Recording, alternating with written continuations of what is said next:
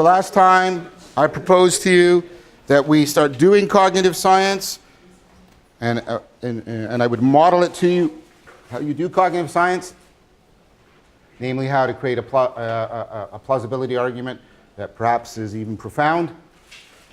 And then along the way we'd be doing another task, which is coming up with a cognitive scientific investigation into the machinery that I'm slowly making a case for can plausibly be posited as the machinery that generates these connections, this sense of connection, these connections that seem to be so crucial to meaning, and the meaning in life that we're talking about that was lost, and the meaning crisis that we're currently addressing.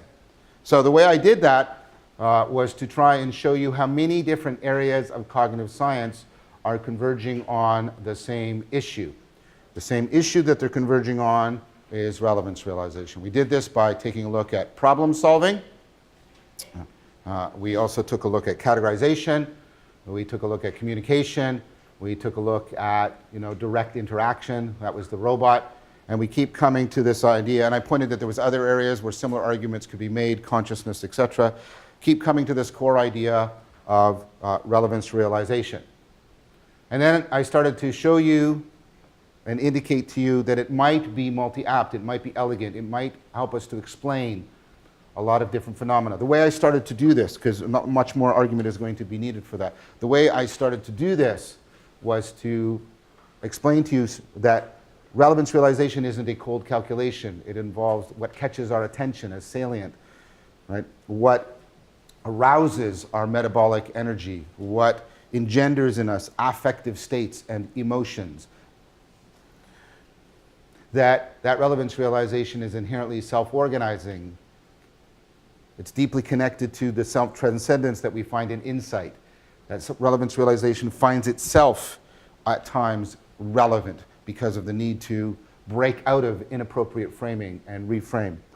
How this fundamental framing of relevance realization is perhaps a good candidate for what used to be meant by faith, not as irrational belief, but that sense of deep connectedness, because this fundamental framing is pre-rational, pre-experiential, pre-egoic, pre-normative, etc., etc. Yes?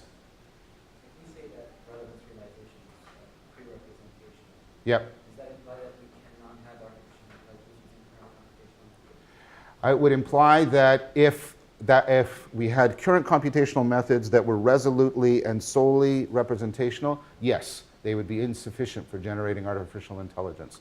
Yes, I think that is a conclusion.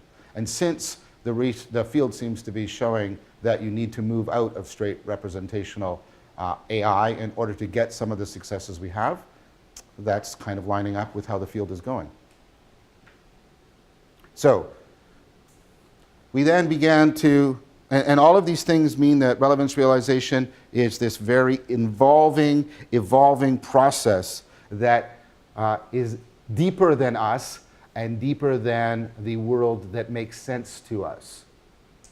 That our ego self, our narrative, our rational knowledge structures, our experiential structures, all of these things, and the way the world is disclosed to us, the way it stands out to us, the way it is revealed to us, all of these things co-emerge together in a highly coupled fashion out of this relevance realization process.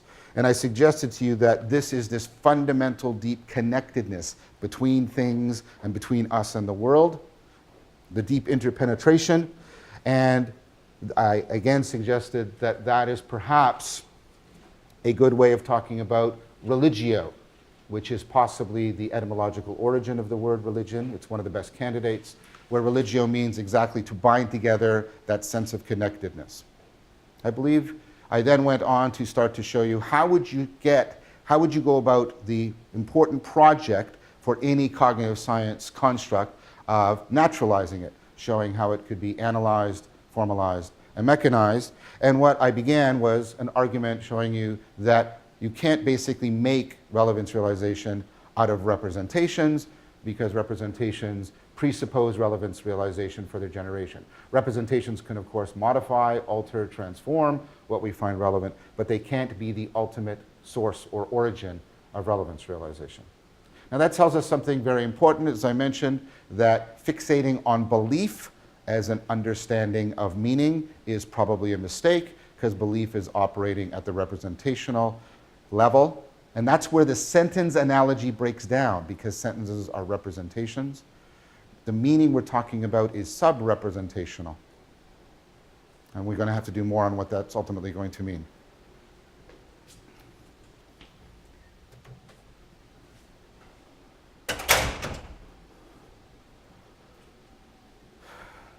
The next level you might consider is a level that has been mentioned here, which is already challenged by the fact that relevance realization seems to be sub-representational in its origin. The next level would be the computational level. You might think that logic and abstract symbolic propositions, the kind of thing that Descartes were talking about, mathematical formulas, etc., could be the level, the kind of thing out of which relevance realization could be built. And I think there's two reasons why the computational level, the sort of logical level of processing, is also not going to work. One we've already seen, as I've mentioned, representational level seems to be the incorrect level to look. But there's two other aspects of the computational level that I think are problematic.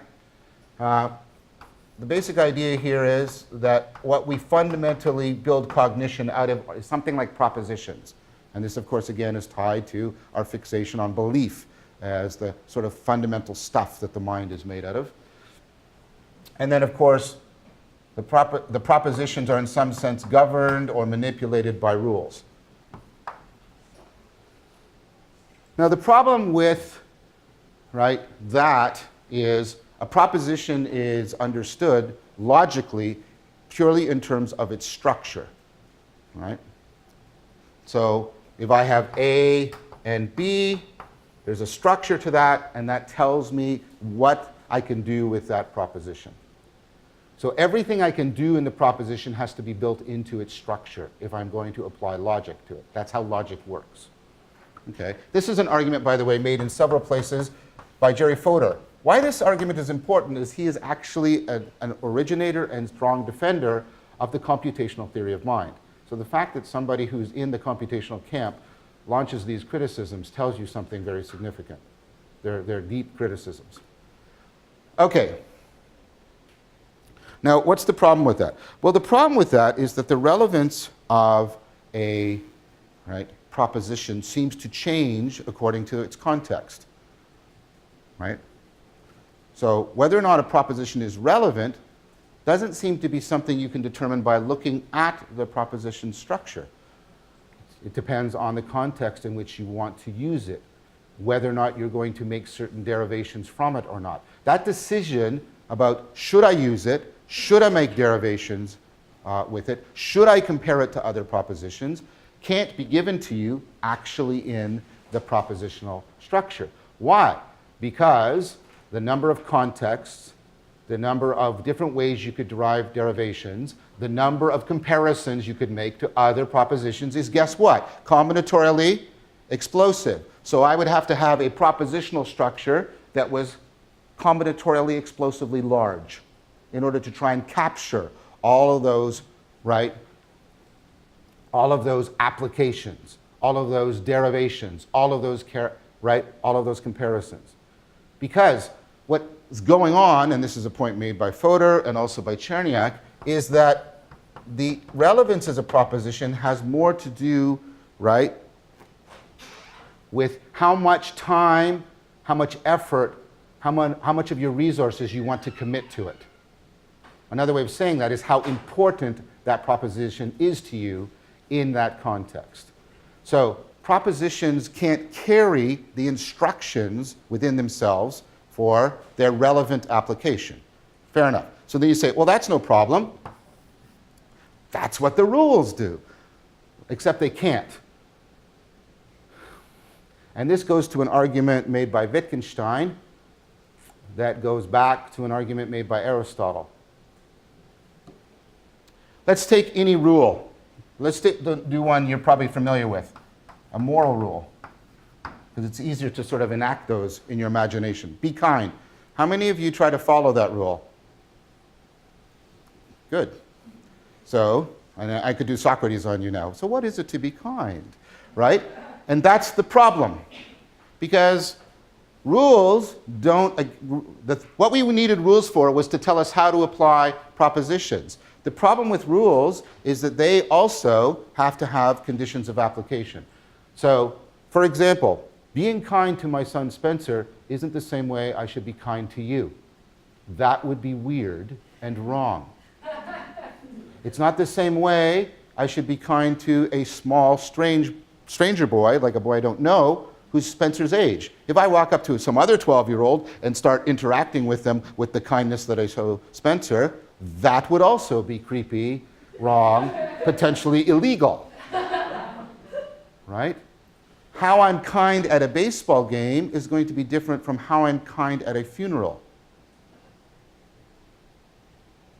Now, what you can do is say, well, I'll have rules for how to apply the rule. I'll have a rule that says, well, you know, when you're at a funeral, this is what it means. New rule. So be kind, right? Subscript funeral. Right? And I'll have be kind, subscript Spencer. There's two problems with that. First of all, guess what that's going to be? Combinatorially explosive. And secondly, right, this new rule has conditions of application. What kind of funeral? When? Does it matter who's at the funeral? Who am I being kind to at the funeral? The minister? The person who's lost somebody? One of my friends who I haven't seen in 10 years? So what you get is you now need another rule for how to apply that rule. So not only do these expand, you get an infinite regress of rules. Yes? I was just wondering, to solve this problem, wouldn't it be easy to just say, give a time limit to how much search you would do, and the strongest links, those are the ones that get picked up? So do you want to run your search like that? Do you want to run your search on what you should behave on, what comes up first and fastest? Because that's really like the availability heuristic, which really misleads you to judge the probability of things, doesn't it? Okay, so what this says is, you know what you need in order to be computational? You need relevance realization to determine the conditions of application of the proposition and the conditions of application for the rules that tell you how to apply the propositions. So this presupposes relevance realization, which means that level, right? Now, this doesn't mean that relevance realization is illogical. It's pre-logical, which is not illogical. That's the mistake of the Romantics. Okay, and we talked about that last time.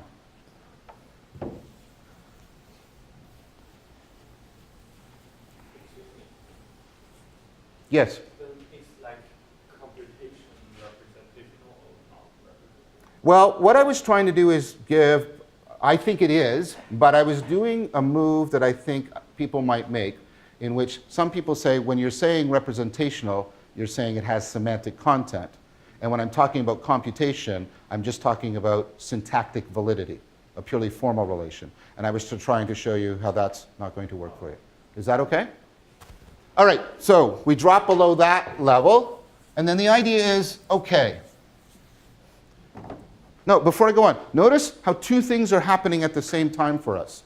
As we're doing good cognitive science, at least I think it is, right? As we're doing good cognitive science and trying to figure this out, it's also progressively telling us more and more about what we mean by meaning. It's really, it's challenging a lot of common sense ideas and culturally pervasive ideas about the carriers, the bearers of this meaning. We have been very strongly conditioned to think, right, that the bearers of this meaning in life are beliefs or propositions. Yes? Okay. I guess I'm trying to take that particular thought back to some of the stuff we were talking about earlier in class, but a few hundred years ago. Right. So, 17th century was Descartes, Sure. with Occam. Right. And we're like,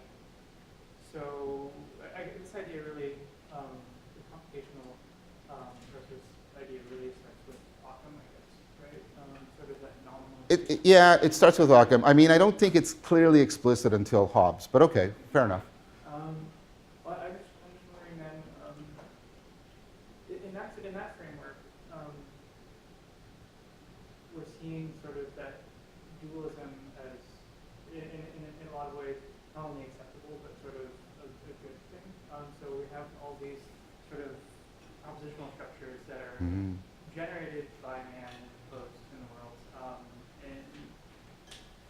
and then we sort of have the will that underlies it. So if all of our computational processes have to bottom out in this sort of Mhm. judgment layer, sort of like to start using the idea of judgment happens Mhm, mhm. in that sort of false part. Consciousness. So Descartes ultimately locates that judgment process, that relevance realization process in consciousness. Right. Not as non-material. That's right. Um, Because it doesn't fit well with all of the stuff we've been talking about. Yes, go on. I'm just wondering, so when we're talking about truth judgments, Mhm. and looking at in terms of the Occam perspective, Sure. would it seem to sort of bottom out in this idea, like that idea that I think defined is that sort of separates the will Right. part of it from the reason part of it. And so if we're looking at beliefs as strictly at this sort of propositional Mhm. level of reason, but we're looking at truth judgment at the level of will and kind of getting Yeah. of imposing that on Yeah, ourselves. assertion. Yeah. Where does belief exactly sit in that model? Like, Pardon me? where exactly does belief sit in that model? Belief is the assertion of a proposition. And so the act of assertion is the fundamental property of the will. So that's okay, but the idea is fundamentally it's both disconnected. Disconnected in what way? The will from the belief assertion. It depends. No, I think a belief is pardon me? In particular in that. Right. Well, I think the belief is made up of the assertion of the proposition. That's what a belief is. It's right. It's an act of will on or with or through a proposition. Okay. I guess I'm just finding this, I'm trying to deal with difficult problems posed by documentation. Well, but and when I said last time about the, and then you get the idea that the will is sort of progressively absurd or irrational, and then the Romantics pick that up, and that the idea is that right it's an act of will, right, that we're engaged in when we when we're making meaning, and this is the fundamental sort of idea of Rousseau and the Romantics. But I think that is right fundamentally incorrect too, because as I'm trying to argue. Right, relevance realization is not just pre-representational, it's also pre-egoic. And so the notion of will is seriously misrepresenting it. Yeah. Is that okay? Does that answer to you? You didn't really have a question, you were sort of making a comment. I was trying to ask a question about sort of that root of that distinction between this Occam, everything in the world is a single point. Right. Nominalism, and then the dualism with Descartes. I'm trying to figure out how that's reconciled in those terms.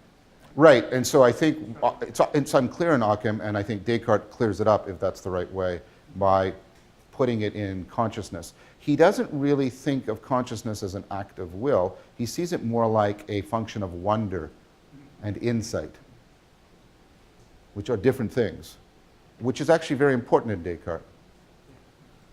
Is that okay for now? Great. Okay, so. Sorry. One more thing. So, I mean, I still don't understand how computation can be not representation. Again, it depends on what you mean by representation. If you mean, right, if you mean that all you're doing is a sort of formal system manipulation, right, kind of thing, you're just working with logic and symbols that you will attach the semantics to later, right, that's what's going on. I mean, still, like, how I get the multiple system is like, yeah, observe all the things and there's something abstractively common, but I just use A, B, C, D arbitrary symbols, you know, like they are not in themselves representative for something, but they're still sort of like representation of the sort of like abstraction I get from across context. I think I understand what you're saying. I mean, try it this way. couldn't it be that there are sort of different aspects to representation, the Yeah. content aspect and the form aspect? And the first argument I made was about the content aspect, and then the second argument I made was about the form aspect of representation. Would that be okay for you then? Because I'm not hung up on, you know, this is strictly representational and this is not. I'm just trying to talk about different kinds of processes that people try to base, right, their analysis of cognition on. So the kind of like sort of like argument that relevance realization can be realized by computation is saying that okay, definitely not content representation, but like we can still achieve it with form. That's right. Is that okay? All right, so what do we get to? We need a level below all of this, which is a level that we are not very familiar with. This is a level below representation. This is a level below logical processing. And it's not some Freudian id or something like that. That's not what we're talking about. We're talking about something that can address these issues. What we also know about relevance realization is that it has to be a self-organizing process because it feeds back on itself, right? It feeds back on itself and changes and transforms itself. We know that from the phenomena of insight itself.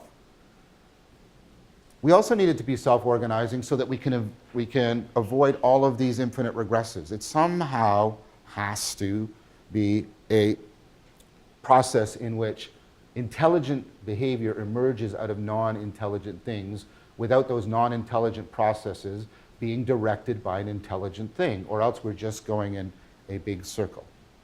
Now, that's a very complicated way of saying we've got to look for certain features for relevance realization. Right? It has to be sub-representational,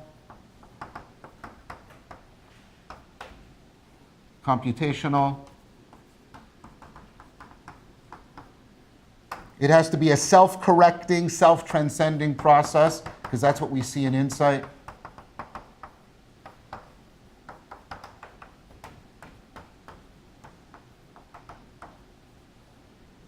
Right? In that sense, it has to be fundamentally self-organizing.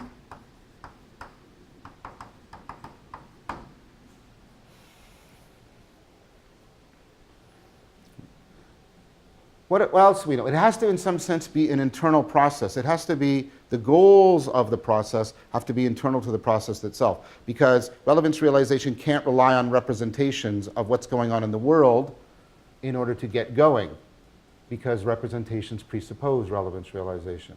So it's got to be sort of an internal process, at least initially.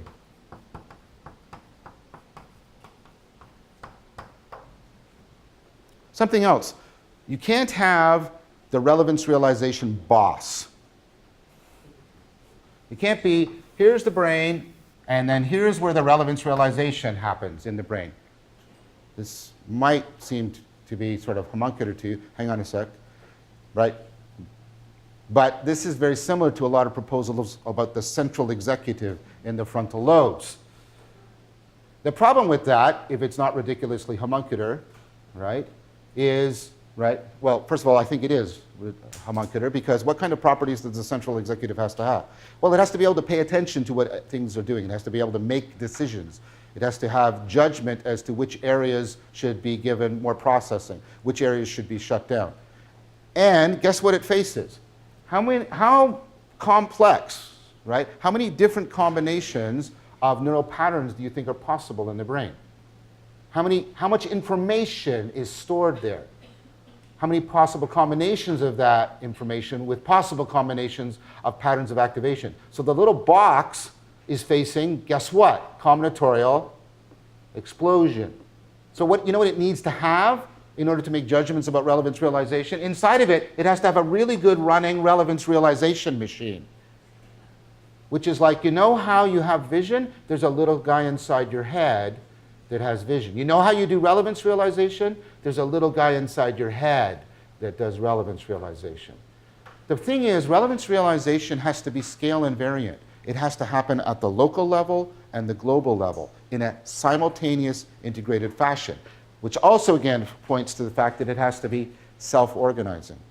Now that sort of makes sense because we knew that already, that you were processing in that manner. Here's a standard example. I think we talked about this before. You can all read that. It's the cat. Right? But here you read it as an H, and here you read it as an A. You do stuff like that all the time.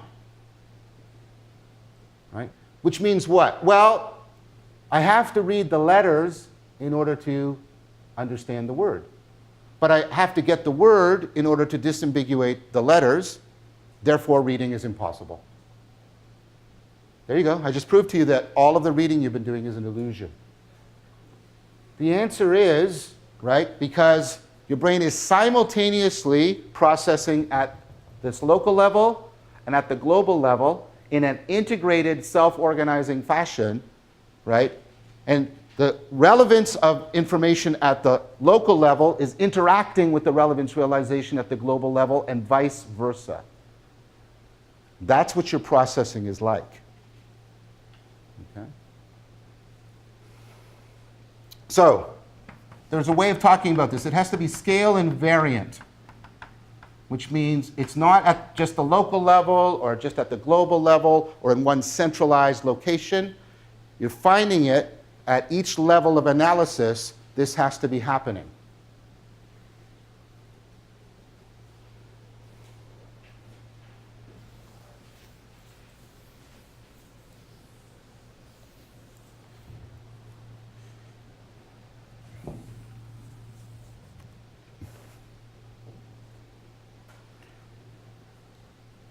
Yes? So when you say it's scale invariant, you mean that you can't just say it happens in the brain, but it happens. Well, I don't mean absolutely scale invariant. I mean scale invariant with respect to the brain. Although there are people, and I don't know if we'll be able to talk to them very much, who think it should be extended beyond the brain to collections of brains operating within a culture. Okay. So let's go on. So we're starting to get a sense of what this machinery at least looks like in an abstract. And what we're going to have to do is, can we look for anything concrete in the brain that might be doing this? But before we do that, we hit a problem. We hit a deep problem. A problem that I published an article on with Dan Chappie in '97 that I sort of thought it would just destroy this whole project and my career. I was thinking about what should I do, maybe be a high school teacher or something, right? And when I talk about this, I'm going to also come back to what I promised to do earlier, which is I promised when we were talking about the robot to explain to you why you can't have a relevance detector, the way Dennett said you could, why you can't have a relevance detector, why relevance isn't something you detect. Okay. So the problem I'm going to lay out for you is that this will sound initially devastating. You can't have a scientific theory of relevance. You can't have a scientific theory of relevance.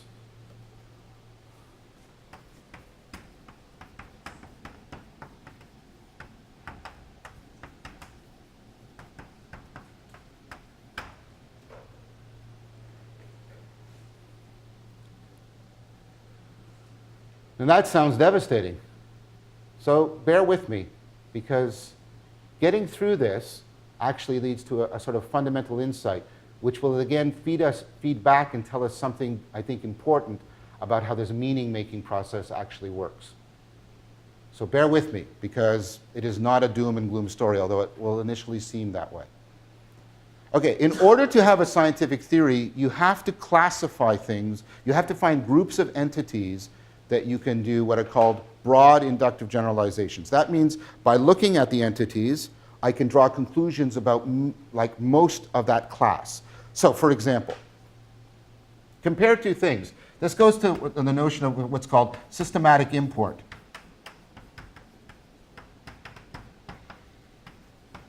There's a notion argued for by J.S. Mill, that a requirement for science. So I want you to compare two categories. White things and horses. Now what I want you first to note is this, everything I'm going to talk about, it's not, first of all, do you agree that there are horses? Yes. Okay, good, good. Do you agree that there are white things? So when I say there are white things in the room, am I saying something true? Yes. So it's not like I'm talking about witches or leprechauns. There are white things. And I can say many true things about the white things. Like, you're liable to see many white things today. Is that okay? There are different shades of white things. Stuff like that. Is that all right? Okay, now, if I study some sample of horses, and I study 10, 15 horses, and I find that they all have right aorta hearts. The heart comes out of the right aorta. What am I, plausibly going to conclude about all horses? That they have a right aorta heart, right? So if I learn about the subset, I can have a lot of confidence in drawing conclusions about the whole set. Now, I don't have certainty. Science doesn't give you certainty precisely because this is how it works. We study, 1,000 pieces of gold on the planet Earth, maybe in our entire history, and then we draw conclusions about all gold throughout the universe. And we go, yeah, we're okay with that. We're okay with that. Yeah, that's good, good. Because we think we have grouped things this way. And in science, you have to group things this way. You have to find groups that can do this. Now, what properties do they have? Well, what you should say to me is, in some sense, in a lot of deep ways, all the horses are the same. They share a lot of central properties. They're homogeneous.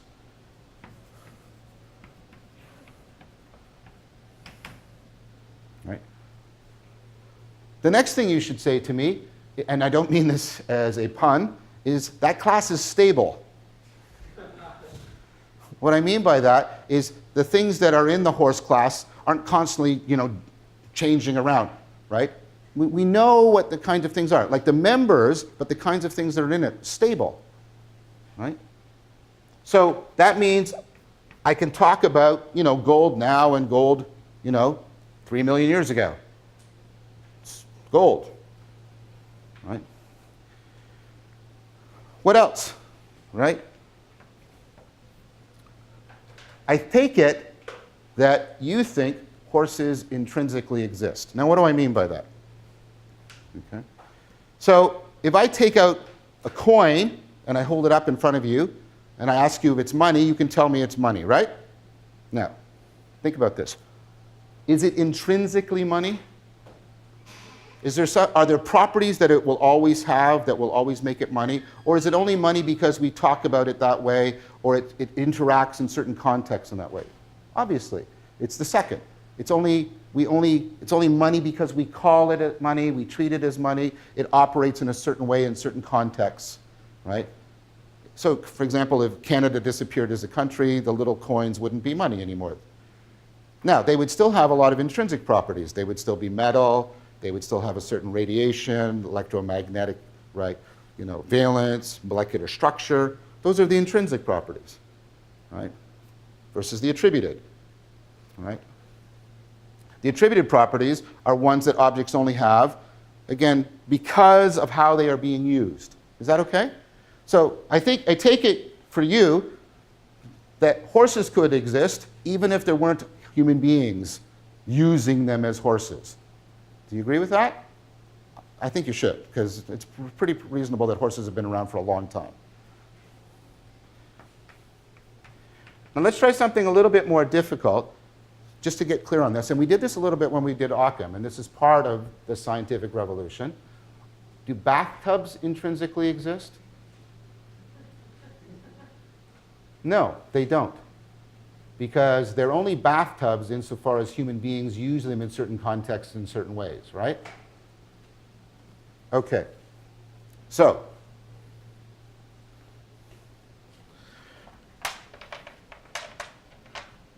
now take a look at the white things. All right? If I pay attention to 20 white things in this room, will that give me a good basis for making conclusions about the other or more white things that I'm going to encounter in the rest of my day? Other than them being white and white things that I will encounter, playing with the syntax, can I draw any conclusions about the white things I'm going to meet in the rest of the day by paying attention to all the white things in this room? So the class isn't homogeneous. Does it stay basically the same? Of course not. Right? Of course not.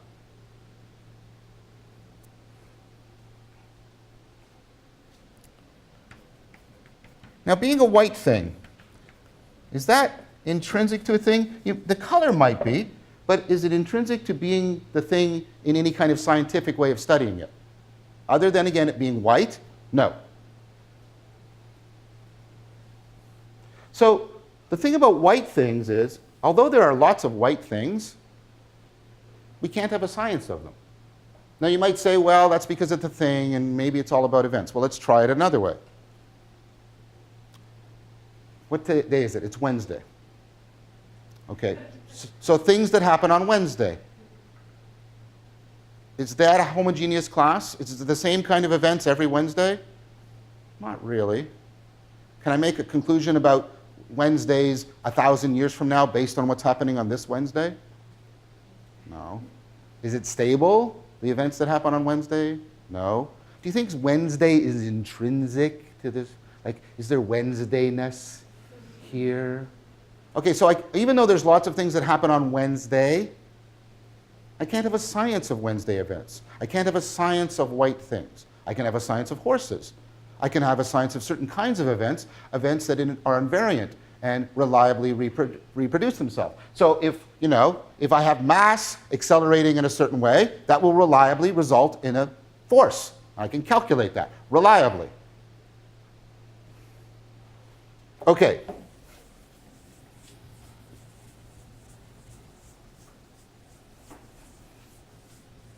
So, in order to have a science, the entities or events that I'm studying have to form homogeneous classes that are stable and based on intrinsic properties, right? Yes, that's what I've just shown you. Now notice this doesn't have to do with truth or falsity. I can say lots of true things about white things. I can say lots of true things about Wednesday events. This is something that our culture is kind of losing a grip on. There's lots of truth for which we cannot have a science. You can't have a science of Wednesday events. You can't have a science of white things. You can't have a science of balls. That's why we don't have ballology or Wednesdayology or whiteology. Okay? Now that's important. Because what you can have a science of, right, isn't guaranteed just because you can say lots of truths about something. So we've been saying lots of, perhaps, true claims about relevance realization, about relevance, but that doesn't mean that doesn't guarantee that we can have a science. And here's why we can't have a science of relevance. Take the events or the things you find relevant. Is that a homogeneous class? Is there some property other than you finding relevant that they all share? I can't think of any. Other than you finding them relevant, right? Okay, so, sometimes I find, certain sounds relevant, certain things I put into my mouth relevant, certain things I touch, certain things I hear. Like, what do they all share other than I find them relevant? Is it stable? If I find something relevant, will I always find it relevant? No. If something is irrelevant to me now, will it always be irrelevant? No, not necessarily. Is it intrinsic? Is relevance a property of things? No. Relevance is like Tuesday or Wednesday events. It's not homogeneous. It's not stable. It's not intrinsic. This is really important because it sounds like a dry academic point.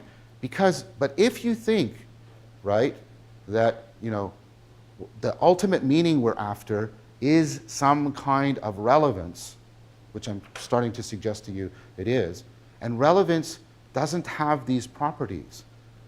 There isn't any sort of final or ultimately relevant thing. That's a very Buddhist thing to say. There isn't any final, ultimate relevant thing. Because, right, there is nothing that is intrinsically relevant, stably relevant. Relevance doesn't have an essence. It doesn't form a homogeneous class of things.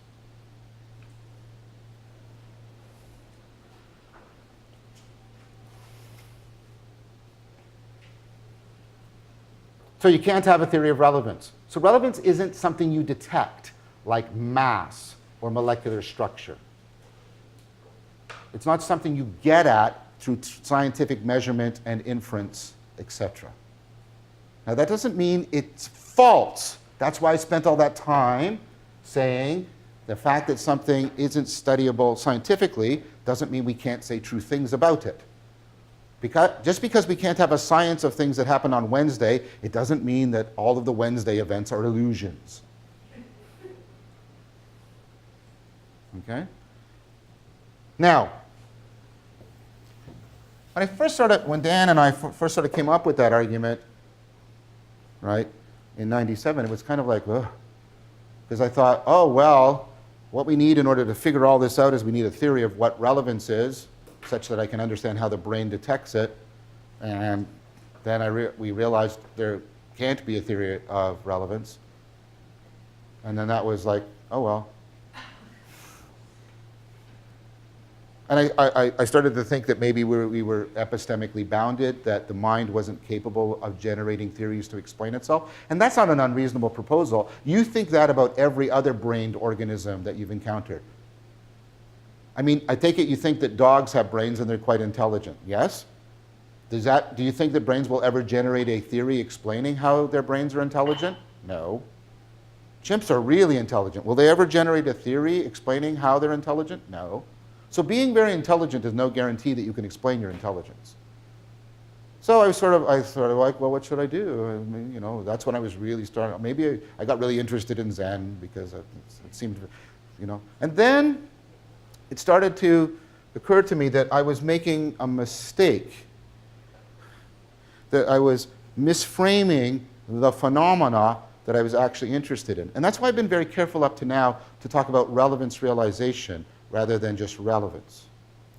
Okay, so let me try and get at this with an analogy, and it's going to turn out to be an analogy that's going to grow stronger and stronger, so it's going to become close to an identity claim, but it's going to start out as an analogy. And I put horses up there, and I was hoping a couple of you had a few twinges in your mind about horses, because they're living things, right? And so something might have occurred to you. But think of Darwin's theory of evolution by natural selection, which we're going to come back to, right? And think about the idea of Darwinian fittedness, that the organism is fit to its environment, right? Now think about that. That's a crucial idea in Darwinian theory, right? This fittedness relation. And think about that. See, it's already analogous to this connectedness relation that meaning is like, right? This fittedness relation, okay? Now, Darwinian fittedness. I take all the creatures that are fit. Do they form a homogeneous class? No, some are big, some are small, some are fast, some are slow, some are hard, some are soft, some are complex, some are simple, some are highly intelligent, some are really bone stupid. There's actually no feature that's homogeneous. Is it stable? No. That's what we discovered, that being fit is something that's not stable across time. In fact, of all the species that have ever existed, 99% of them have gone extinct. So it's not stable. Is it intrinsic? Is a great white shark intrinsically fit? What if I take it out of the ocean and put it in the Sahara? Is it fit? No, it dies very rapidly. So you know what? You can't have a theory of fittedness. And this is actually something people didn't realize at first. And this is part of Darwin's brilliance, was to see this. And he's not given enough credit for this aspect of his theory. Before Darwin, right, and Darwin actually belonged to this group of people, or maybe it's even a class of people, there were groups of people called naturalists. right? What they did is they went out and studied the natural environment. And, right? And they were sort of the precursors to biology. Some of you might know this history.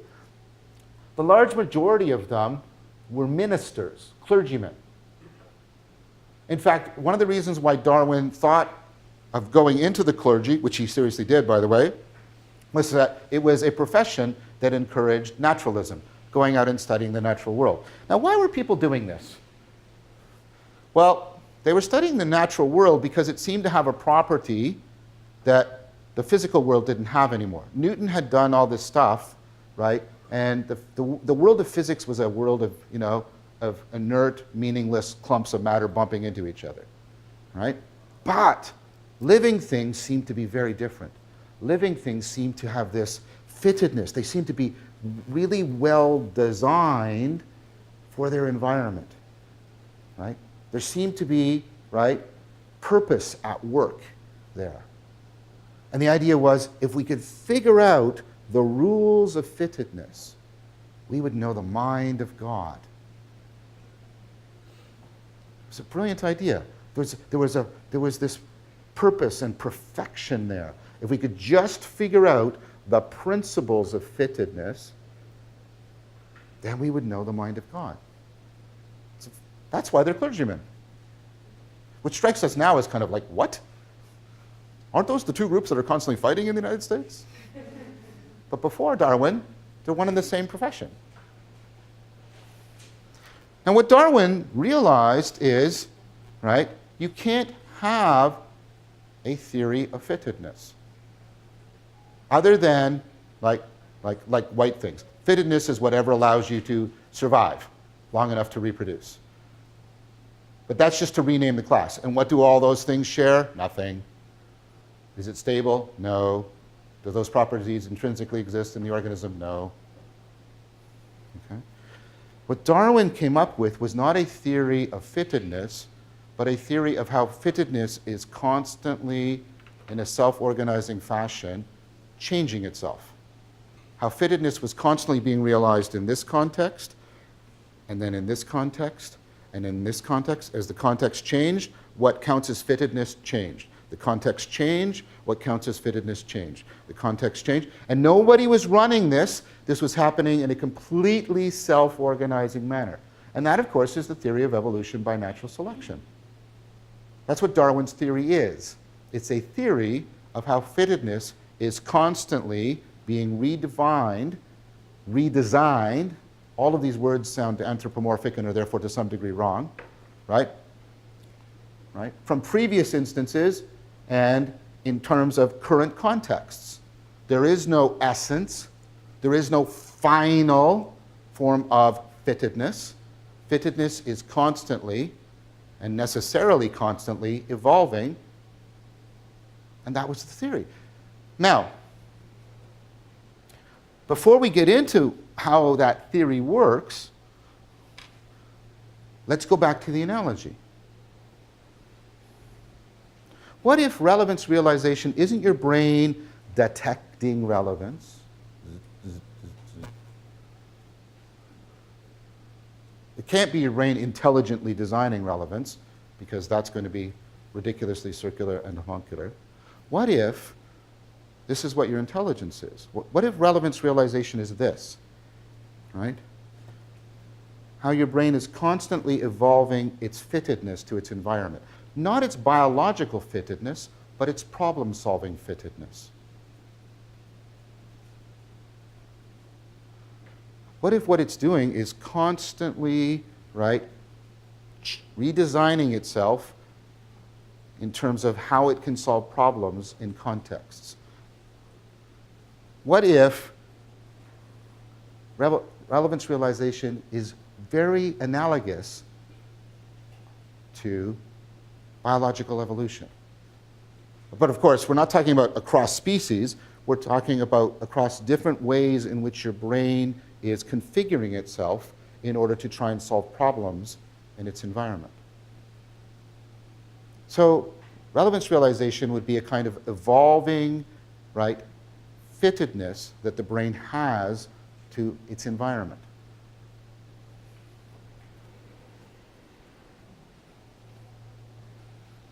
Yes. Do you think that like opens the door to looking at like almost like mental species of ways of problematizing and finding relevance in the world? What do you mean? That sounds cool. That there's various like I don't know archetypes of getting like finding that fitness. So different kinds of people find different things relevant because through history, different kinds of people. Yeah, I mean, you have to be careful because given what I've just said about there can't be a science of relevance, you're not going to be able to find a science of the products of relevance realization. So I would hesitate to that. And I think a lot of our, sorry, I want to be very careful. Some of our most important mistakes have been mistakes about trying to claim that this or that was ultimately or finally or intrinsically relevant, or that this was the best kind of relevance, et cetera, et cetera. Yes, Thomas. If you find that a lot of problems perhaps stem from that idea of coming up with intrinsic relevance, can we flip that as well and say that in terms of the meaning structures, in terms of the order of meaning you're expressing previously, can we say that certain things as being always relevant can provide rooting for meaning at some. Well, yeah, I think trying to stabilize certain things as constantly relevant for you is a way in which we do try and stabilize, you know, avoiding combinatorial explosion. Sure. Yes. I just meant in terms of the larger scale, the bigger cultural picture as a valuable rooting, say, through religious structures. Right, and we'll talk about this later. I mean, there's going to be efforts, of course, to try and stabilize, just like you make efforts to try and stabilize certain features, certain patterns that help you zero in on relevant information. And I mean, so you're probably familiar with this sort of idea, and we'll come back to it later today. Piaget's idea that one of the things you try and do is you get certain schemas, certain sets of constraints for trying to manage relevance realization, I would put it. He might not put it that way, but let me use it that way for now, right? And what you do is you try and assimilate the world to that. And you want to do that for quite a while, but at some point it starts to create all kinds of distortions for you, right? So we did this example before. Remember with the candies? So the child has a strategy for trying to deal with the information processing. It focuses in on a variable which it thinks is sufficient for handling the relevance realization, the variable of how much space is taken up. And it tries to assimilate everything to that variable. That's centration. It regards one feature as super salient. But you don't fall prey to that anymore because at some point you couldn't continue to assimilate. You're making too many errors. It has to transcend itself. It has to accommodate. It has to change what it considers relevant in order to try and deal with the complexity of the world. So there is going to be a tendency to try and stabilize, but there's also going to be a counteractive tendency to try to destabilize. Yeah, so I was just wondering, then can we map that onto the religious idea and sort of say that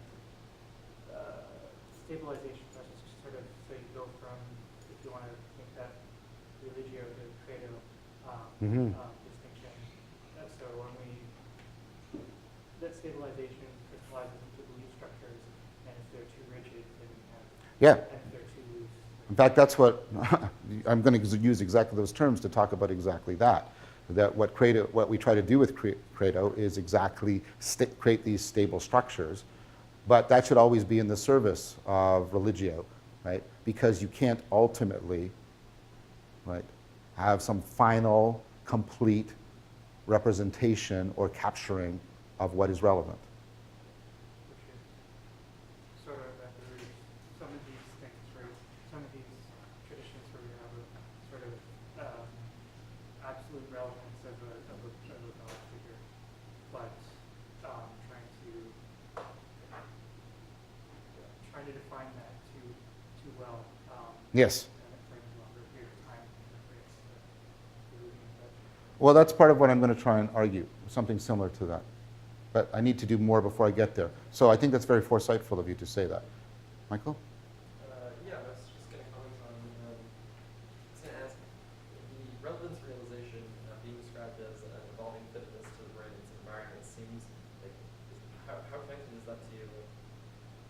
idea that when I'm around certain like people or I'm in certain contexts, like certain things become more salient to me.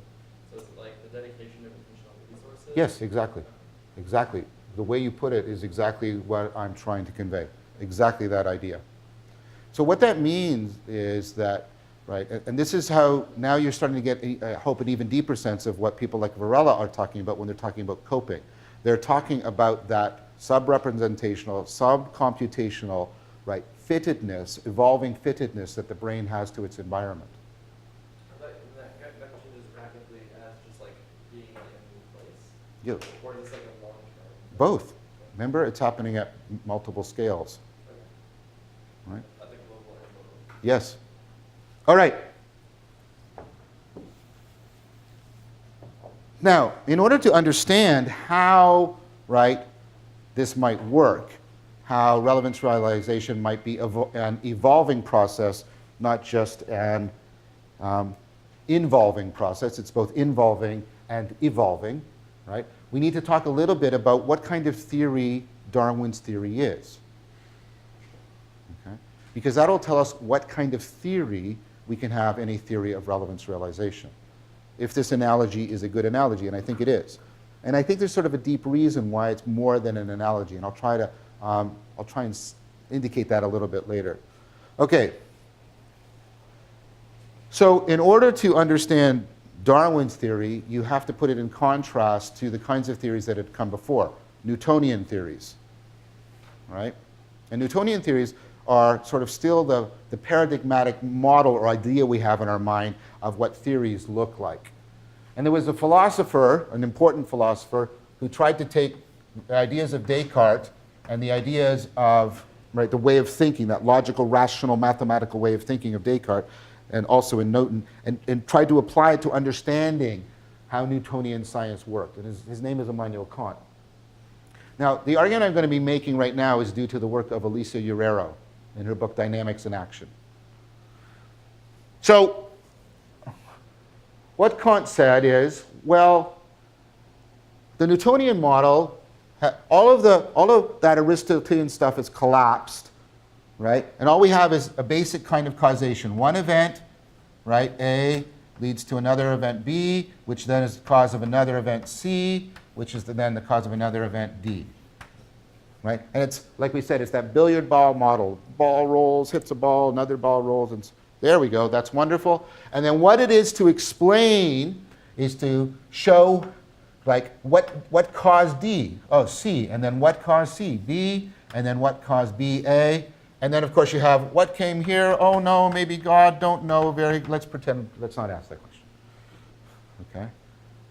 Okay, and that's sort of Newton's thing. Newton was very strange. He thought his theology was way more important to its physics. He thought he had found the code that the Bible was written in such that he could determine when the apocalypse would occur. That's what he thought his most significant work was. The physics and the other things were things he did along the way. He's a very interesting guy, very bizarre guy. In order to prove that his eye was, like the pupil of his eye was a hole, he stuck a needle into his own eye. I can't do that.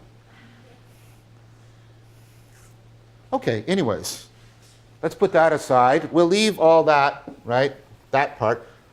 And Kant said trying to answer that question is impossible. That's actually what he argues, the God question. Okay? So we'll leave it aside. What Kant said is this is beautiful. This is beautiful because it prevents the very thing that we've sort of been bumping into against and trying to avoid very strenuously in the last two lectures. It prevents circular explanation. Remember, circular explanation is when I explain vision by saying inside your head is a little man that has vision, right? A circular explanation is when I use the very thing that I'm supposed to be explaining to explain the thing I'm supposed to be explaining. I use vision to explain vision. Now the problem is circular explanations aren't false. If you have vision, that explains vision in one sense. It's true that if I had a little man inside my head that had vision, then I'd be able to see. It doesn't explain anything though. Okay? So we want to avoid circular explanation.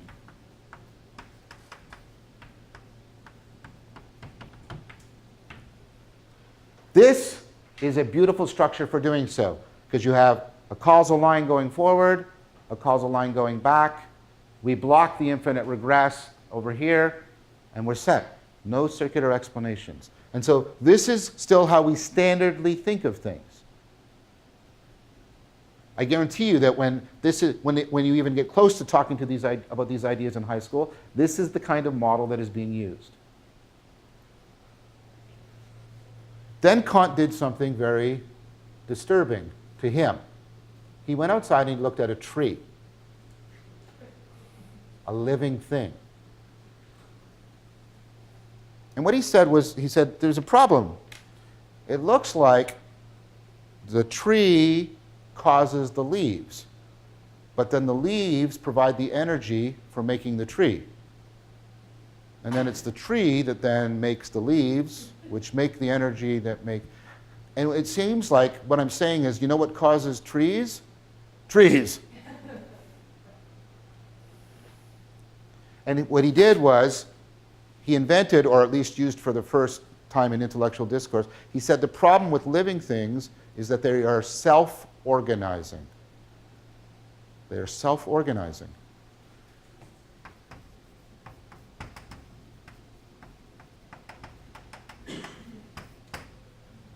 Living things have complex feedback systems, complex feedback cycles. What comes out of the system feeds back into it. The problem with feedback cycles is they involve circular causation.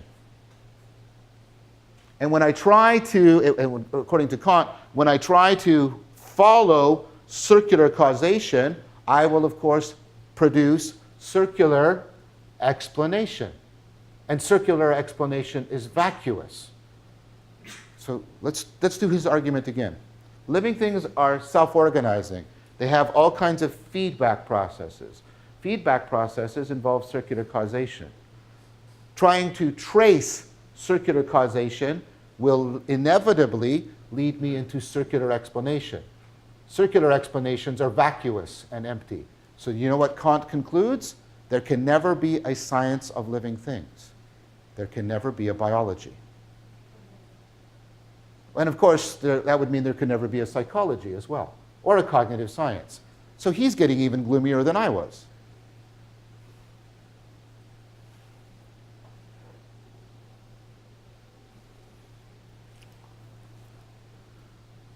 What's going wrong here? Something's going wrong, because I take it that you think biology is a real science. I take it that you hope that psychology and cognitive science are on the way to becoming real sciences. But if Kant is right, this is all a fruitless endeavor.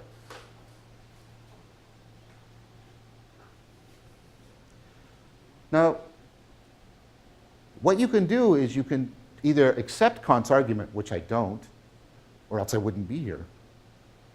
Right? It would be this would have been some weird absurdist play that we've been, here's all of this cognitive science, and by the way, it's all an illusion. Right? That's not what's been going on here. Right? Instead, you can turn this into a modus tollens. One of the premises that goes into this argument must be false. One of the premises in Kant's argument has to give. The idea that there are feedback processes in living things, I think, is pretty indisputable. So the other premise that has to give is this, that science is committed to that picture. That isn't what all or even very many scientific theories actually look like. And that's going to involve us paying a much more careful attention to the kind of theory Darwin had and the kind of things he invoked in it.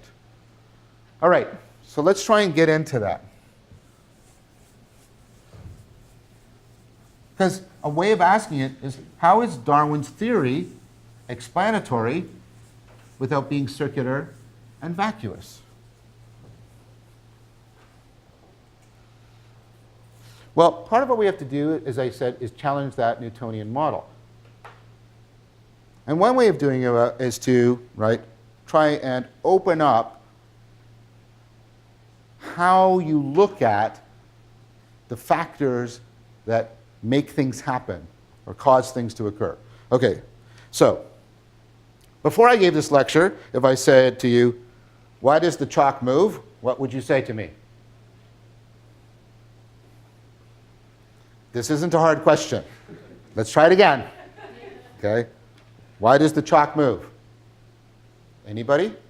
I pushed it. That's that answer. Now you're all terrified because like, what you just said.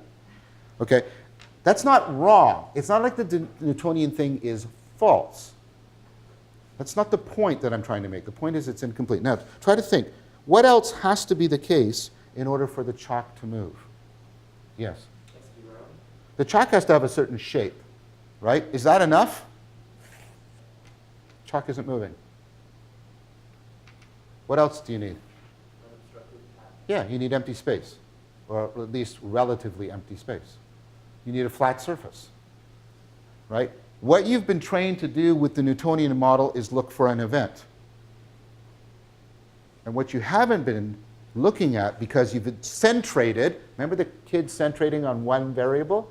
Because we've centrated on events, we've stopped paying attention to conditions. In addition to the event of pushing, there's conditions that have to exist. The chalk has to be round. The table has to be flat.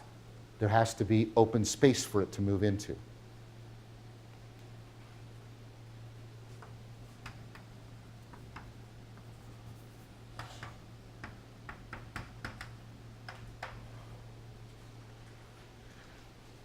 Now, I'm going to keep using the word cause because that's what we've been tutored to do since Newton. Uraro calls this kind of thing formal cause, hearkening back to guess who? Aristotle. We thought he was dead, but like, he's coming back. Okay? I think that's confusing, so I'm going to use another word that has become much more prevalent in the literature, the philosophy of biology, philosophy of AI, things like that. This is the term constraint. It also exists within a lot of discussion of general systems theory and things like that. Okay, so a cause is an event, and a constraint is a condition. Now, a cause, therefore, as an event, right, acts in a certain way. It's a change in actuality. It makes things happen.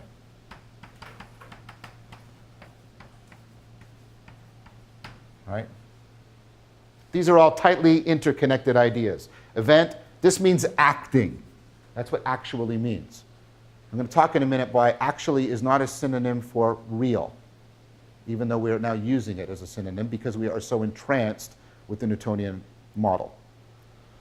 Okay, now what a condition, right, is actually, right, a change in possibility.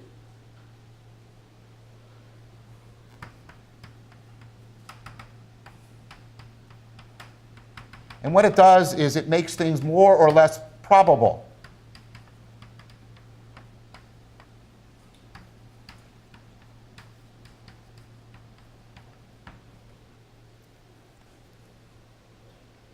And those aren't the same. Right? Now, first of all, let's be clear on the thing I just said.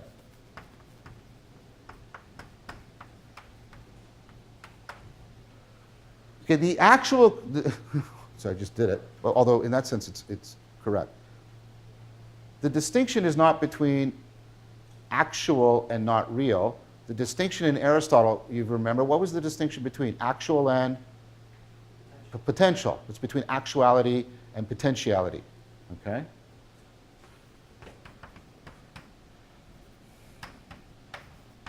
And potentiality is a variation on possibility.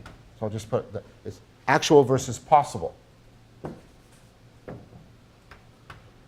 Now, if you do this, if you say actual equals real, and actual is opposed or in contrast to possible, what are you saying possibility isn't? You're saying possibility isn't real. If reality equals actuality, then of course reality doesn't extend to possibility, which means possibility isn't real. And if you adopt that stance, you're in a disaster. Because if possibilities aren't real, then science doesn't make any sense, because science has to invoke possibilities all over the place. For example, science claims to have the conservation of energy. I'll disprove it right now. Look at all this energy, and now the chalk has stopped moving. Ha-ha! The energy went away. Aha! Aha! Now, what should you tell me, because you learned in high school? What has the kinetic energy become? What word are you using? Potential. Again? Potential. Right. Science depends on real possibility, real potentiality, right, as existing in order to maintain its principle, for example, of the conservation of energy. You can't, right, assert that possibilities aren't real. Okay.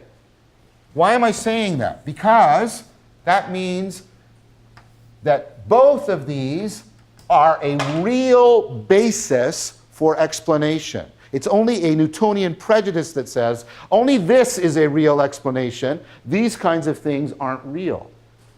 But that's a mistake. Science invokes all kinds of potentialities. I just gave you one. Science invokes all kinds of constraints, not events. For example,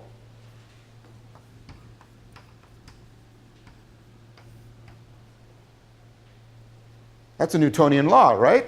Is that an event? Does that happen like every Tuesday at around 4 o'clock? Does it happen only here in Toronto? Is it an event? No. What is it?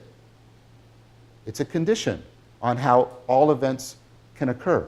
It's a constraint. It tells you what kind of events are possible and what kind of events are not possible. So if I invoke a law, or if I invoke potentiality, science says I'm giving a real explanation, and that means these are as real or legitimate a basis of explanation as these. Yes, Alan? So are you saying gravitational fields and electrical fields are not actual or not? No, that's exactly what I'm not saying. I'm saying when we invoke a notion of field, which is to describe the possibility of how a particle will move through them, we are saying something real. That's the point I'm making. I'm saying we shouldn't equate real to events because science doesn't do so, which means it is completely legitimate to use this kind of language in scientific explanation. Are we okay with that?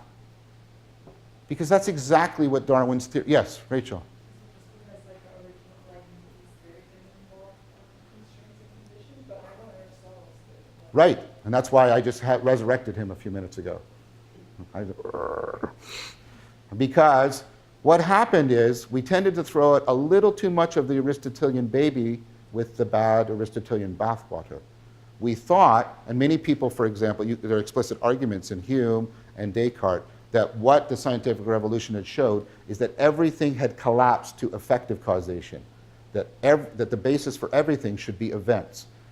That's why Descartes, for example, to use something that Alan said, Descartes has a tremendous difficulty, right, with like trying to explain the gravitational relationship between the planets. He ultimately thought it was little particles moving around bumping into each other in order to try and explain it. Okay, now let's use that notion of constraints.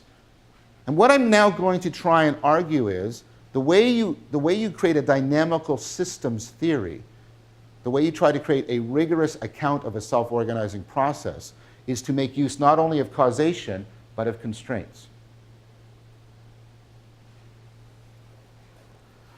Now you're going, this is getting really hairy. Just stick with me because we're getting close.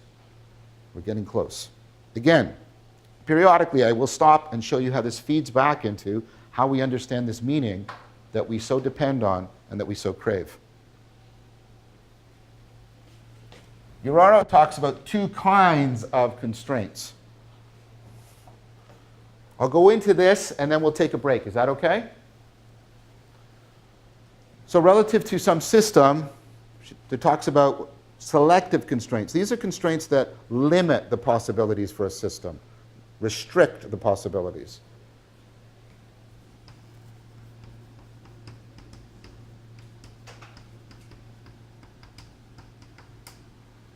So the problem with this word is we only hear it in its limiting sense. So we use it in a marked sense and we have to use it unmarked. So it's the different.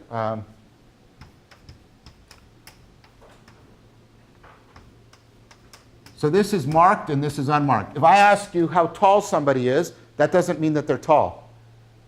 But if I ask you how short are they, that means that they're.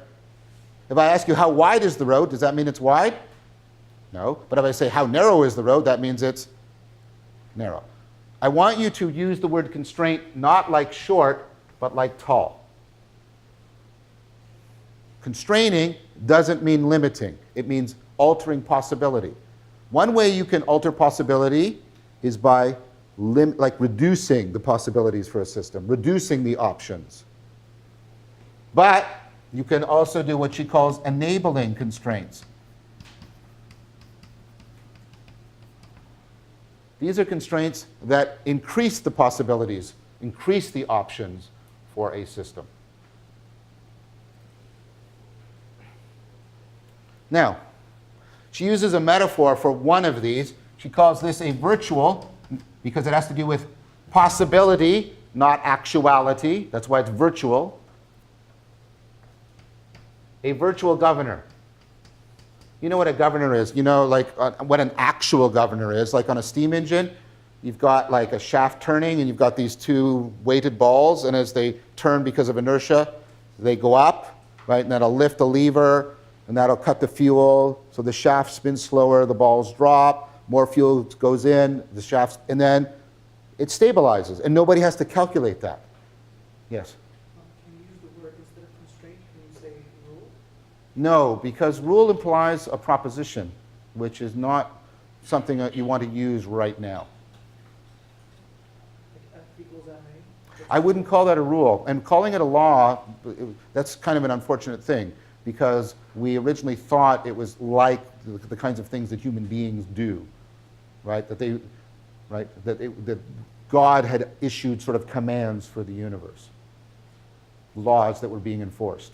So why is the word rule or law not applicable to? Well, let me just a quick digression. I can use the rules of sort of calculus to calculate what the solar system is doing, right? Is the solar system doing calculus?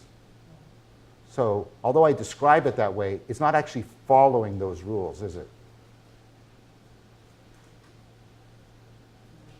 Well, you just said no, right? So, no, it's not. It's not following the rules. It's not computing, it's not doing calculus the way that a human is doing calculus. But is it doing calculus at all? No, but it is following the rule of calculus. It is? So it makes mistakes sometimes? Because when you follow a rule, you can make a mistake. See, you actually don't use the word consistently to mean like actually following a rule. And that's why I think she doesn't want to use the word rule to avoid that kind of issue or problem. Now that's part of a bigger problem of how is it that we follow rules in a universe that doesn't, right? So the notion of a constraint is trying to be something other than rule following, I think. That's why she's using it.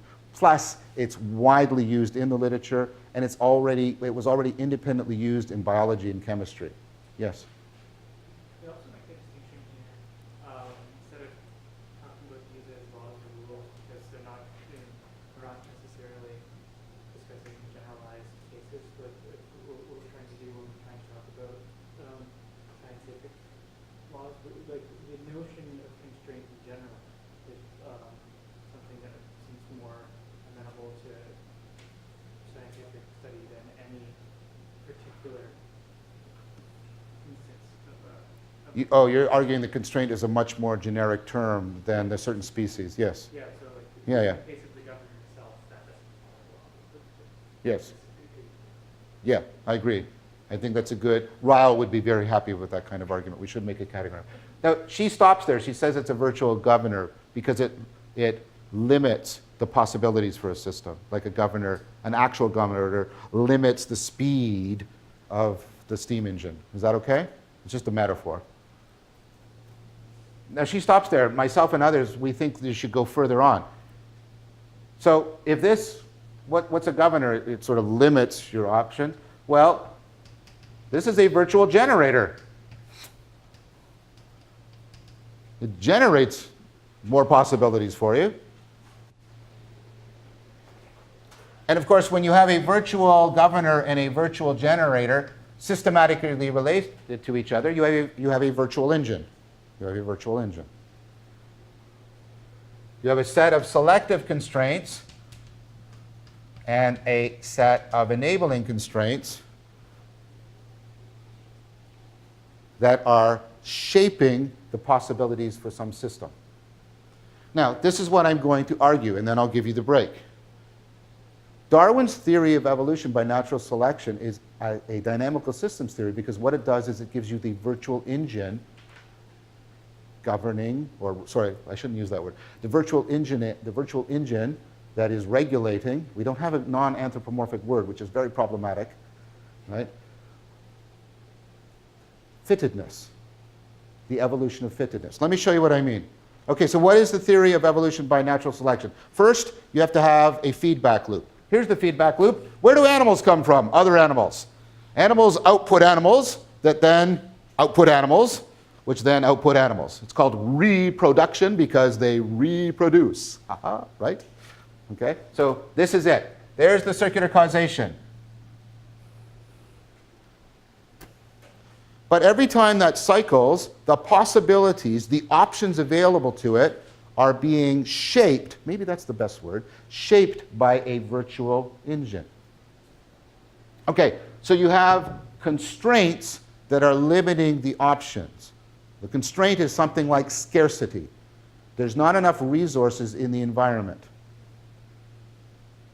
That's a condition, scarcity. It has to do with the probability of organisms getting food.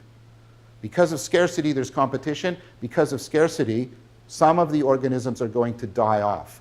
So what scarcity does is a selective constraint. It limits the options for a particular context.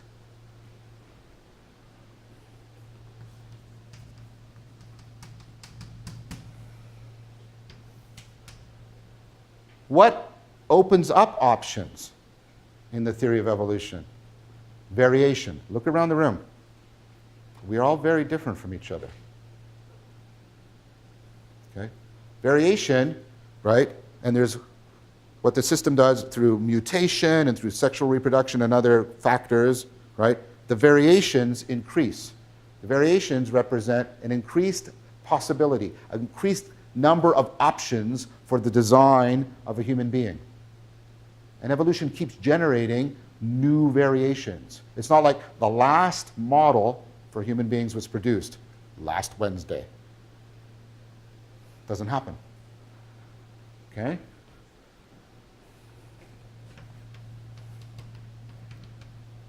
So this is opening up the options.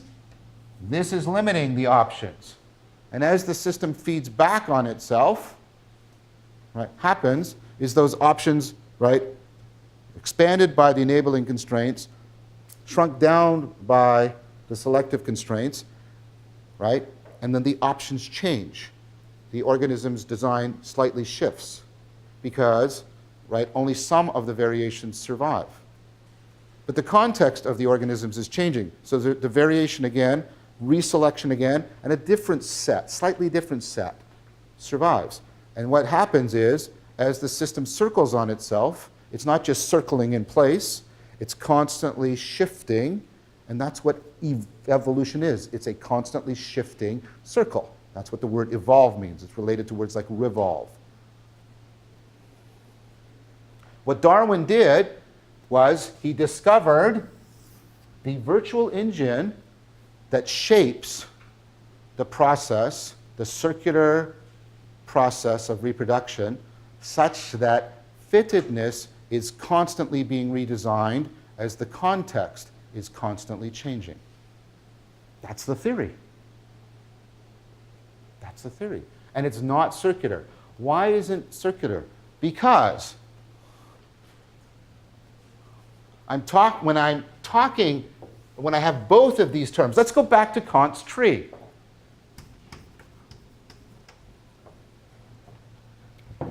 This is what I can say. I have a bunch of molecular events, and they cause a particular structure. The structure the tree has. Why do trees have the structure they have? Why do their branches spread out like this? Why do their leaves go like that? Is it so that we have shade on a nice hot day? Why are trees shaped like that? Any ideas?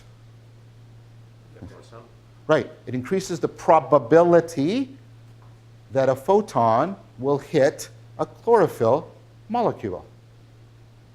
So the structure of the tree actually constrains, shapes the possibilities of certain events. The structure massively increases the probability that photons and chlorophyll will interact. So the events cause the structure, and then the structure, right, constrains the events. And that's not a circular. That's not a circle. In fact, that's how you are. Take a look at Alex. Behold Alex. He's got lots of chemical events happening that make this structure. You know what that structure does? It alters the probability of events.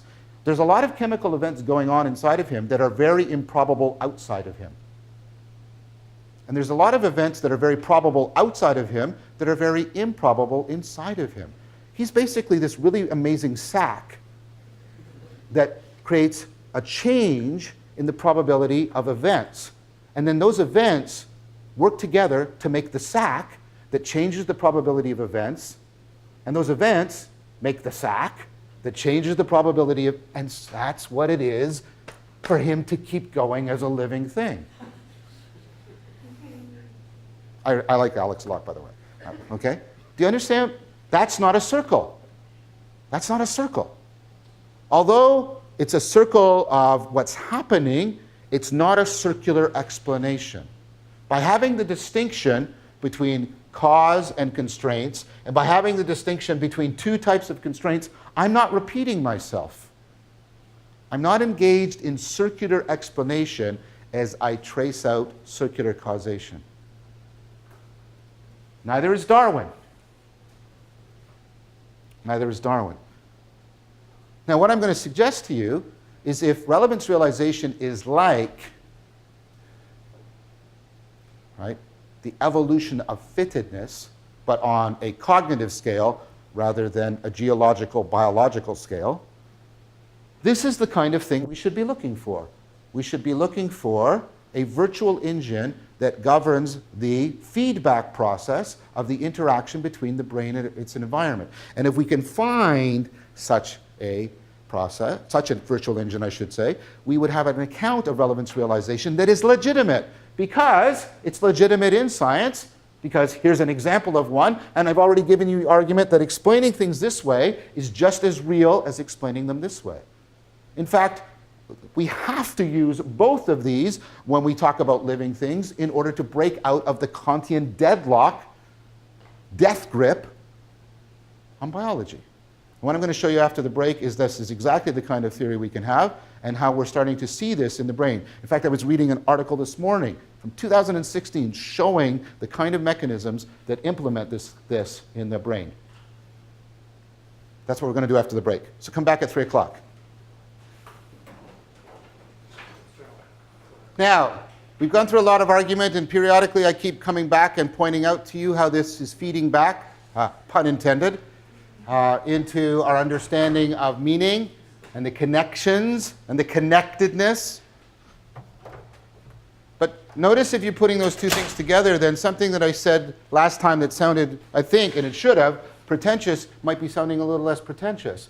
That we could actually get a scientific theory of the meaning that we're talking about when we talk about meaning in life or the meaning crisis.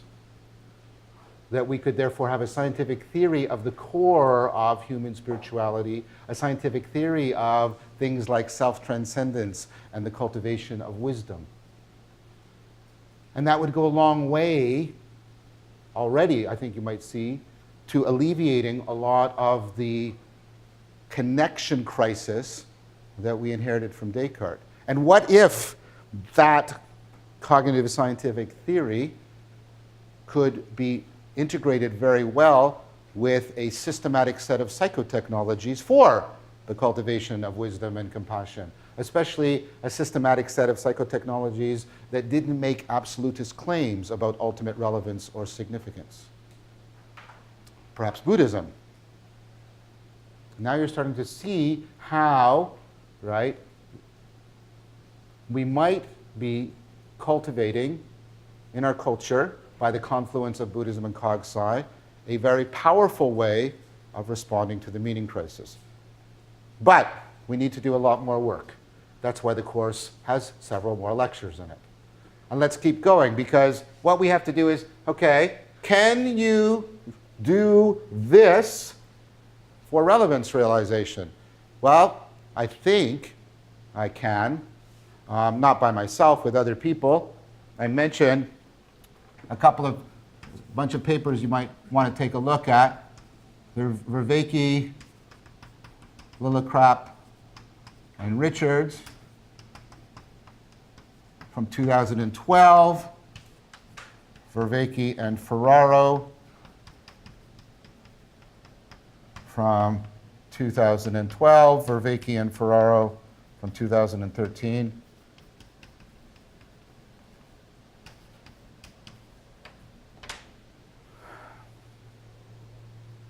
And then, of course, when you look at those papers, you'll also see all the people that we are citing. Okay, so what we need, remember, is we need something sub-representational / sub-computational. It has to be self-organizing. It has to be scale invariant, right? It has to be, in some sense, be internal to the system, at least initially to get started, right? And I think we have a very good candidate for the kinds of properties that we should be using. I'm going to leave this board up because I'm going to map onto that. The kinds of properties, the level at which we should be looking for relevance realization.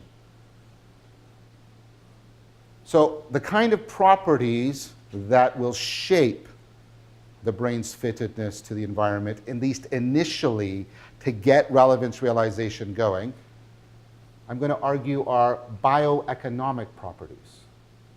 Economic properties and systems are self-organizing. The bioeconomic properties are at a sub-representational, sub-logical level because they are not logical properties, they are logistical properties.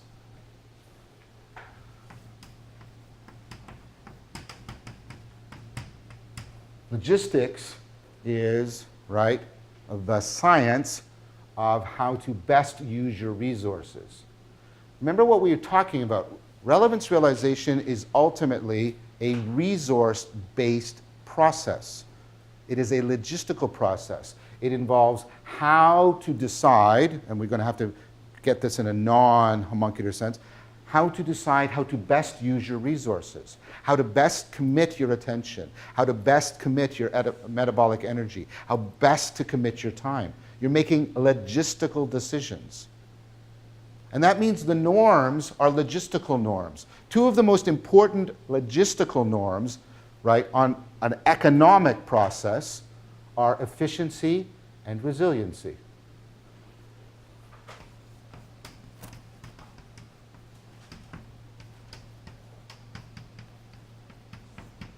Which also has an exact synonym word called resilience.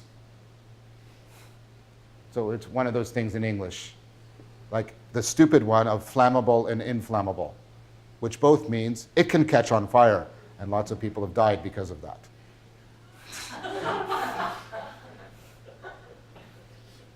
Okay, So let's get back.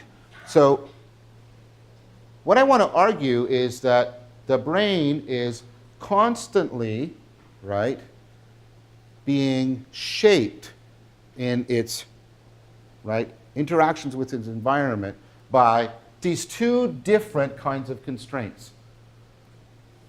And there's a lot of consensus moving to both of these. So a lot of stuff right now is moving towards the idea that the brain is trying to be as efficient in its processing as it can. What does that mean? So the brain is trying to maintain, ultimately, the homeostatic environment that makes Alex a living thing. That's its primary job. It's trying to do things such that this whole process, that what I described, Alex, that whole complex process is maintained. Now, when you say homeostasis, it sounds like a simple thing, like the thermometer, right?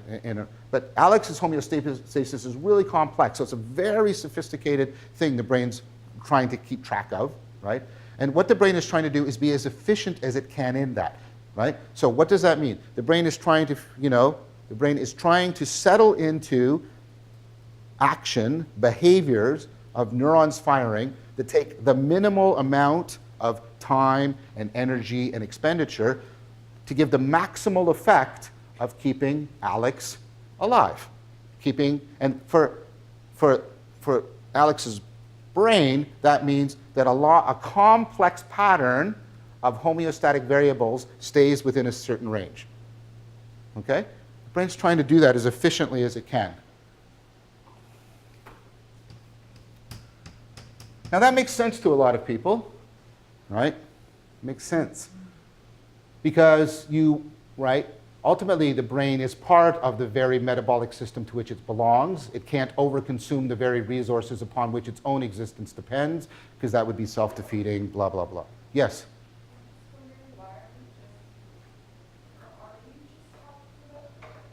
No. First of all, I haven't been. I've been really emphasizing the brain inside of that complex homeostatic system. But we have to start internally, right? Because if I start to talk about the way the brain represents its environment, I'm already at too high of a level, because we've agreed, or at least I've hoped you've agreed, at least for the purposes of argumentation, that relevance realization initially is sub-representational.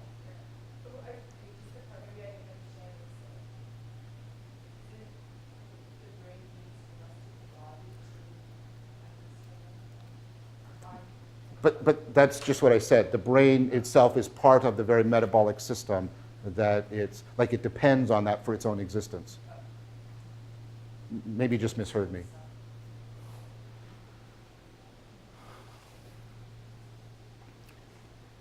Okay, but see, precisely because your brain is a living thing, your brain also has to pursue resiliency, right?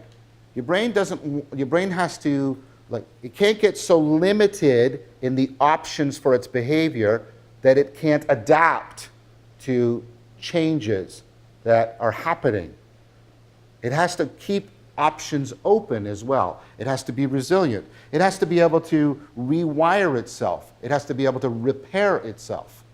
So let me give you an economic analogy, right, for what I mean. So consider some corporation, right?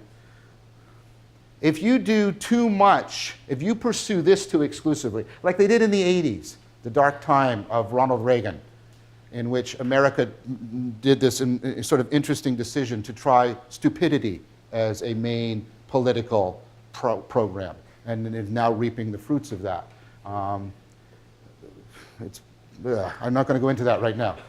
Right? This is once the country that represented the epitome of social mobility and public education and Enlightenment rational discourse on politics. That's what it once was. Anyways, back to the 80s, in which, were any of you alive then? No, right? Thomas was, a few people here. Okay. But you're just basically sort of protoplasmic slugs. Okay. So during the 80s, there was the downsizing craze. And the idea was, and we went through it with Rob Ford. He was even using this word like a noun, efficiencies. It was very creepy. right? Okay, so the idea, see, we can do it too in Toronto. We can try that idea. Let's try stupidity for a while. Okay, so, right, so the idea is what you do is you downsize, right? You remove all the redundant people, et cetera, and you get the system to be as efficient as possible. You have the fewest possible people working, and then your profits go up because your costs have gone down and your profits go up. And that seems like that's the answer. That's the magical way to make capitalism work. The problem is, right, that's okay as long as your environment remains relatively stable. Because what turns out is that these corporations turn out to be very brittle, right? If there's changes, they can't adapt. For example, if everybody is working as hard as they can, what happens if Susan is sick? Can anybody take Susan's place for that day? No, because everybody is working as much as they possibly can. Nobody has any spare time, because spare time in another context is wasted time. But in this context, you need people to have spare time in order to take over when Susan is sick. Or if the context, right, the business context changes and you need to have some new things happening, is anybody free to think up new options? No, because everybody is already doing what they've already been doing to the max. So if you make a system too efficient, what you do is you cripple its ability to redesign itself, you cripple its ability to repair itself. That article I mentioned, right, the article by Zhang and others, showing that sort of brain variability, the brain's ability to redesign itself and reshape itself, is actually very tightly related to intelligence, I'm going to come back to this, and right, how healthy the brain is, how non-psychotic or non-autistic it is. It's a very fundamental feature. So what that means is you don't want the brain to be operating just according to efficiency. The brain is also operating according to resiliency. And that's what the Zhang, right, Zhang et al., 2016 makes a very comprehensive argument for. I'll come back to more brain stuff in a few minutes. Now, this is a selective constraint. This limits your options. This is an enabling constraint. It opens up your options. If I have the two together, I have a virtual engine.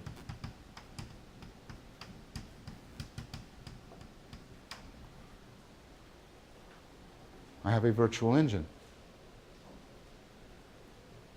I have a virtual engine that is, right, moment by moment, going to be constantly redesigning, right, the brain. Now, how would you go about doing this in a brain?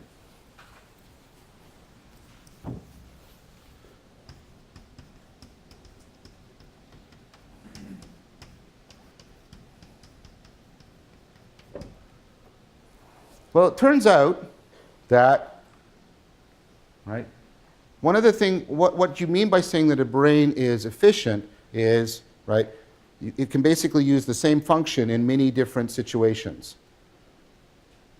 Because that's like I get one person to do many jobs, right? So the more I can, right, turn my processing into what's called a general purpose. A general purpose machine is one that generalizes to many circumstances. So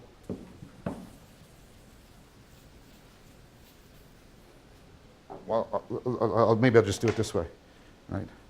This is a general purpose machine. I can use it in many different situations. That's why you like your hands, right? It's very efficient to have a hand, right? That's why you wouldn't like it if I chopped off your hand and put a special purpose machine on it, like a hammer. Okay? Because the hammer doesn't generalize. But you pay a price for being a general purpose machine, right? Because you can only pick up on what is the same. Remember the corporations? You can only pick up on what's the same across contexts, because that's what it is to generalize. Now, sometimes you face this problem. If you're the jack of all trades, what are you? What's the rest of the phrase? Jack of all trades, master of none. Because what it means is in specific context, a special purpose machine can outperform you. So when you need to hammer something, you know what's better than your hand? A hammer. That's why, although Tom Hanks on Castaway, right, had his hands, he sure missed all those tools that sank to the bottom of the ocean, because what he needed was special purpose machines. But notice the difference. He has like 1 or 2 hands that are basically the same, highly general purpose. But when you go to special purpose, you need a wide variety of very different machines because they're special purpose. They only work in more specific contexts. So you need a hammer for hammering things, and a screwdriver for screwing things, and a saw for cutting things. Okay, so you're trying to generalize, right? And that means you're trying to become a general purpose machine. But, right, you're also trying to do something else. Your brain is also trying to specialize. It's trying to create a bunch of special purpose machines.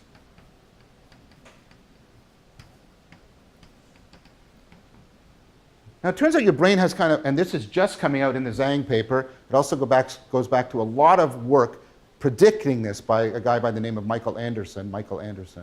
Your brain does this in a really interesting way. It figures out how to sort of have one thing and many things at the same time.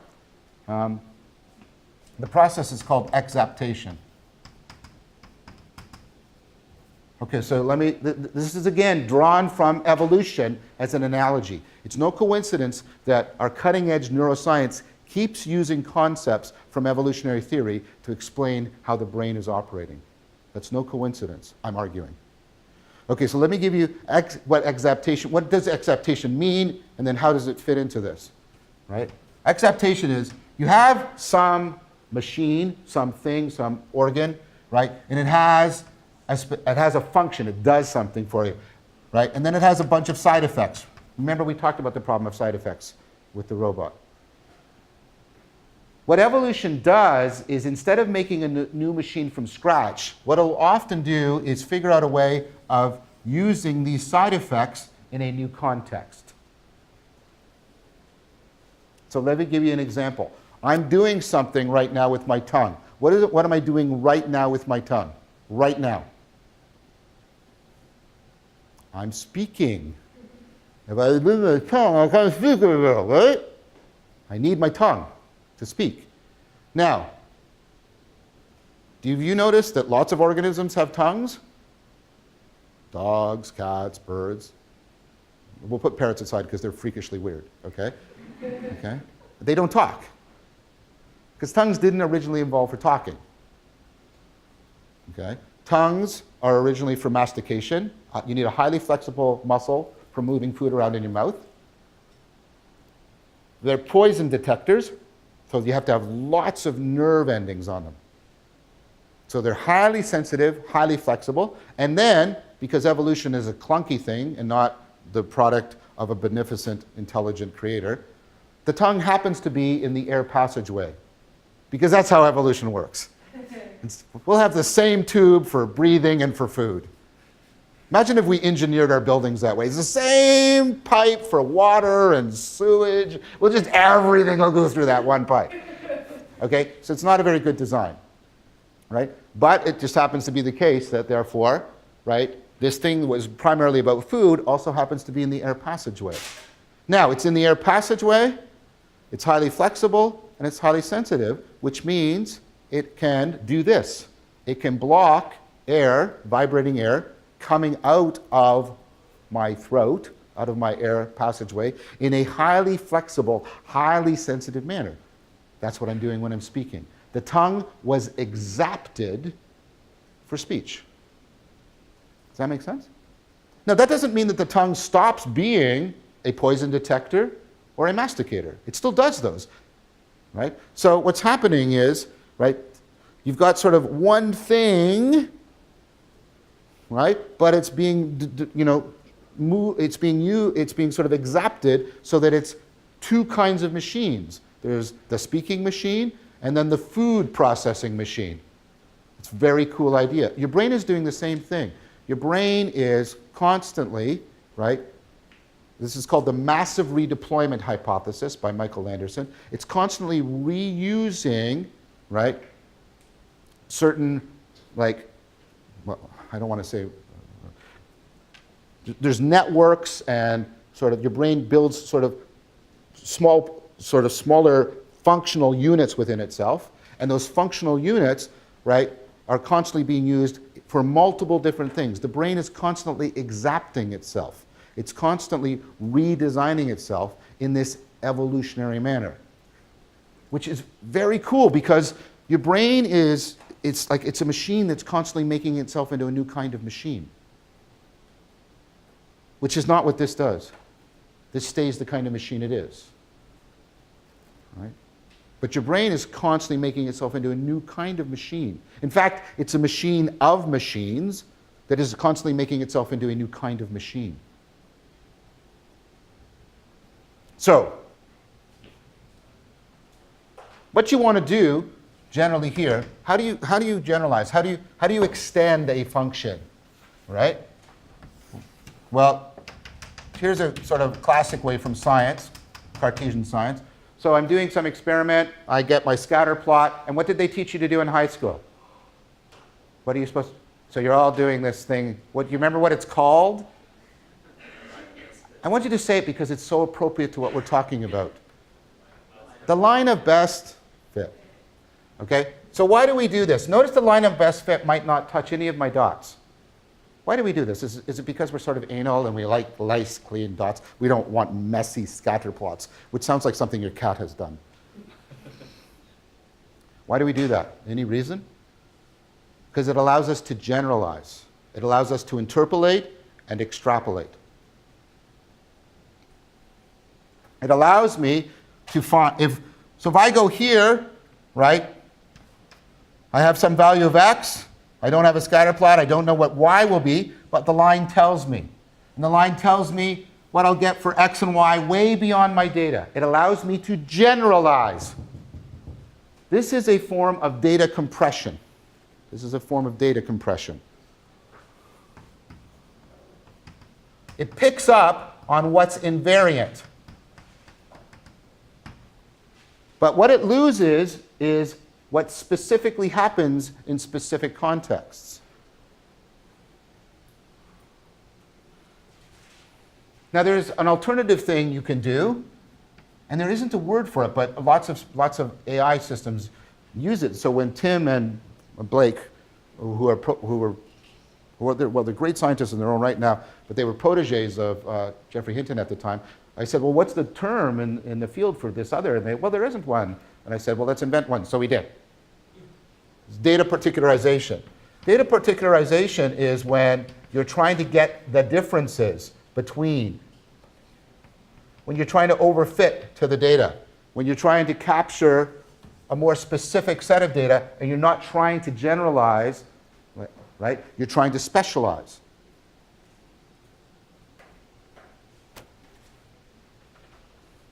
Now see how that's mapping onto this? This is a virtual engine. Now you go, okay, and so what? Well,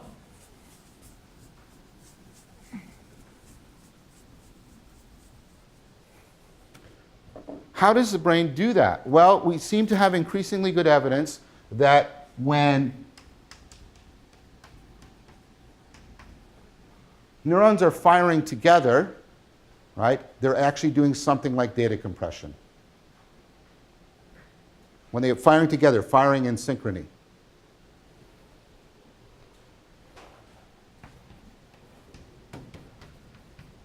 When they fire asynchronously, they're introducing variation. That's what the Zhang article in 2016 is showing. When they fire asynchronously, they're opening up, right? They're trying to make much more special purposed. They're trying to pick up on variation. They're not trying to pick up on what's invariant. They're trying to make these kinds of machines, the brain, right, that can pick up on much more specific things. This gives you the ability to move from one context to another. This gives you the ability to be sensitive to a particular context that you're in. And you need both of those to be intelligent.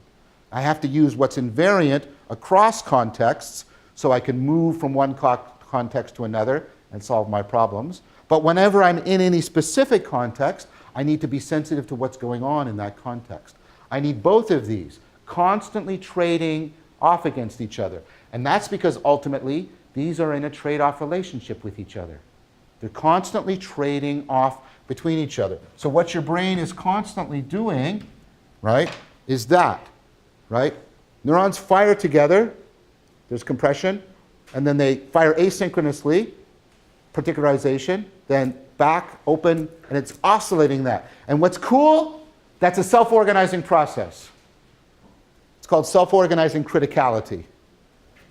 It's a self-organizing process. What's also cool is it's scale invariant. You can see it happening at very small levels of the brain. You can see it happening at large areas of the brain. It's scale invariant. It's self-organizing. It's ultimately economically driven. It's sub-representational. It's sub-computational. What this tends to do is this tends to integrate information. This tends to differentiate.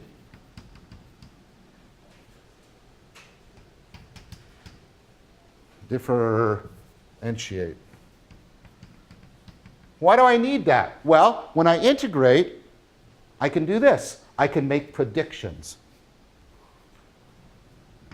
And so people who are really interested in the predictive power of the brain, like Friston and others, emphasize explicitly that the brain is being regulated by efficiency. But there are other people like Mercado who emphasize something else. They emphasize that the brain is trying to differentiate between things.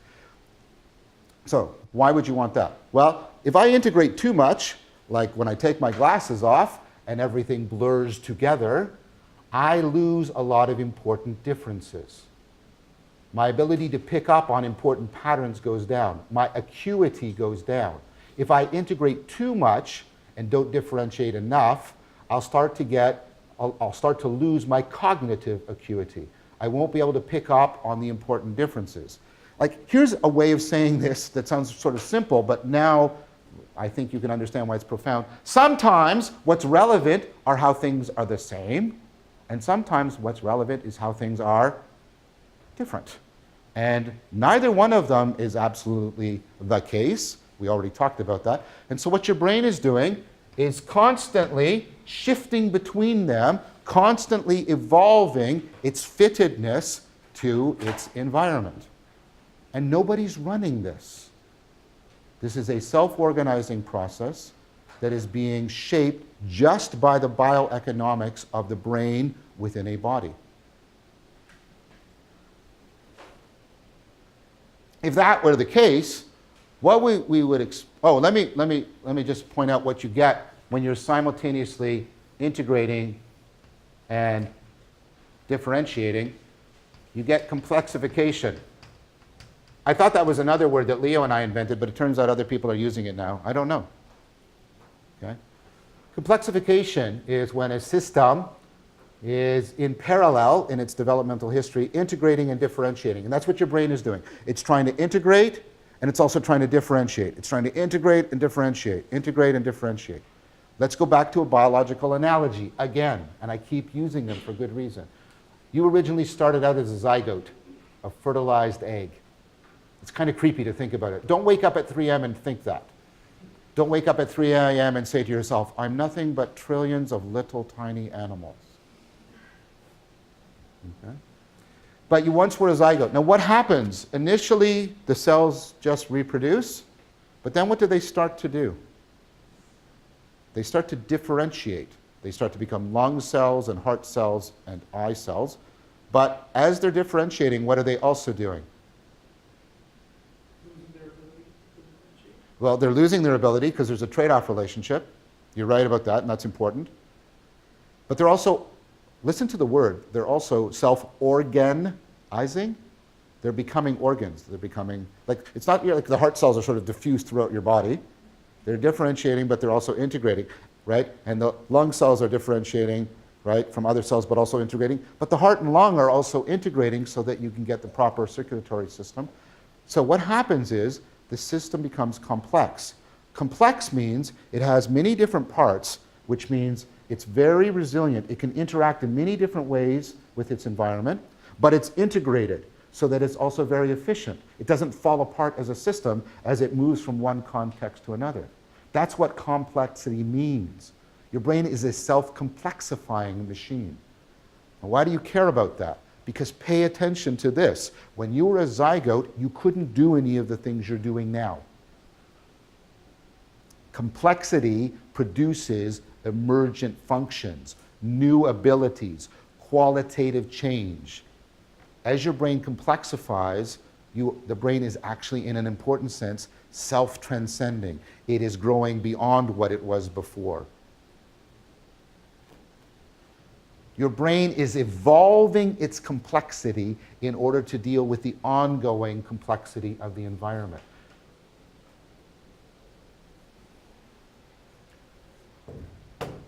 If this is called self-organizing criticality in the brain. If that is running relevance realization, and if, as I have argued in the previous lecture, relevance realization is the core of intelligence,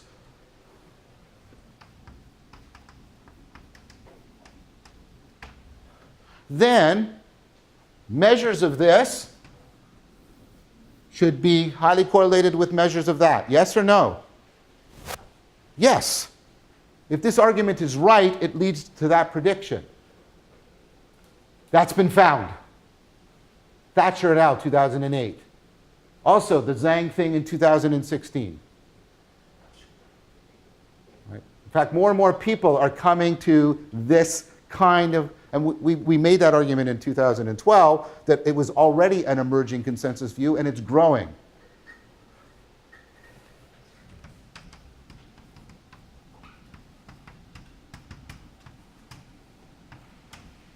The more flexible your brain is in this process, the more intelligent you are.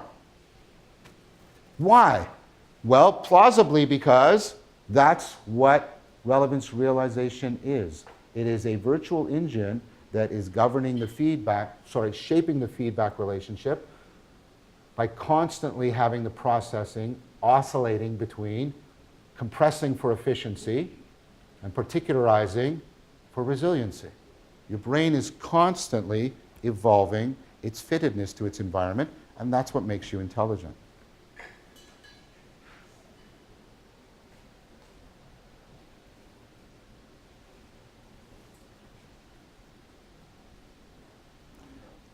Do you understand what this is meaning? I mean, if this is right, we can move from, ultimately, from behavioral measures of intelligence, IQ tests, to actually paying attention to how the brain is firing to measure your intelligence. That's both a good thing and a terrifying thing, like all science. Now,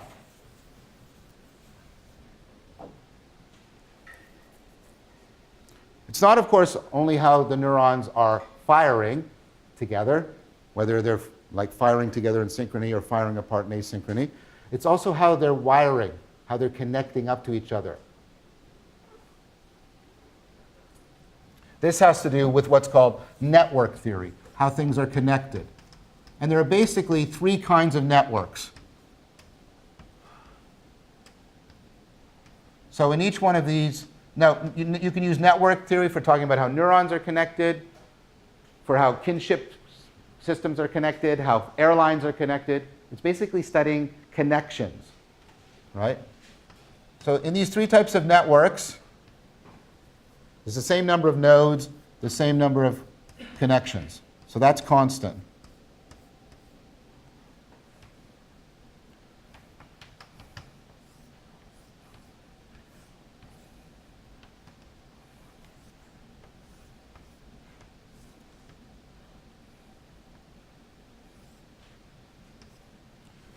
Okay.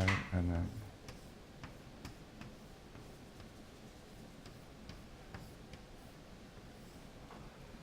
okay, so this is called a regular network. This is random or chaotic. And this is called a small world network from the Disney song. It's a small world after all, which tells you that academics need to get out more. Okay, so what you can do is there's ways of measuring the efficiency and resiliency of these networks, right? Sorry, this has two connections here. It's called, you calculate the mean path distance. So what I do is I take any 2 points and I calculate the number of steps it takes me to go between those 2 points, and then I average it. And I do that for all of the connections, and I get the mean path distance, the average number of steps between any 2 points. The smaller the mean path distance, the more efficient your network is. Now, your brain is telling you the wrong thing. Your brain is probably telling you this is very efficient. This is actually the least efficient network, because all of the connections are short, so you have to always do a lot of connections to get from one place to another.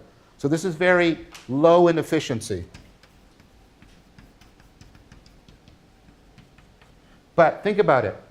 It's very high in resiliency because, right, there's a lot of redundancy. I can take out like a connection and nothing gets lost. Right? It's very resilient. It's very resistant to damage. So it's very high in resilience. Okay, this one is the opposite, which might, again, your brain doesn't like. This is very high in efficiency.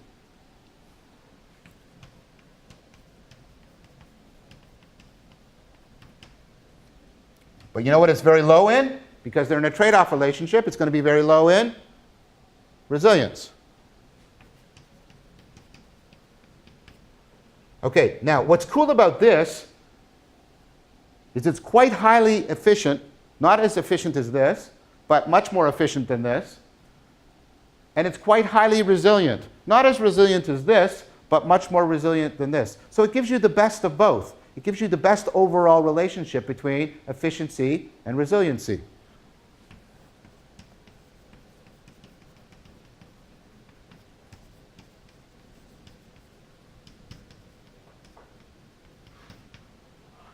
Okay, let's go back. The brain is trying to do the optimal relationship between efficiency and resiliency all the time, right? So which one of these gives you the optimal relationship between efficiency and resiliency? This one. So this is the one that is going to be, if relevance realization is constantly trading between these, small world networks are going to be the kind of network that's best for doing relevance realization. But relevance realization, I'm arguing, is the core of intelligence. So what should you be able to find? You should be able to find that measures of how much the brain is wiring like this are predictive of how intelligent you are. Guess what? That was found. Langer et al., 2012. Also, again, Zhang, 2016.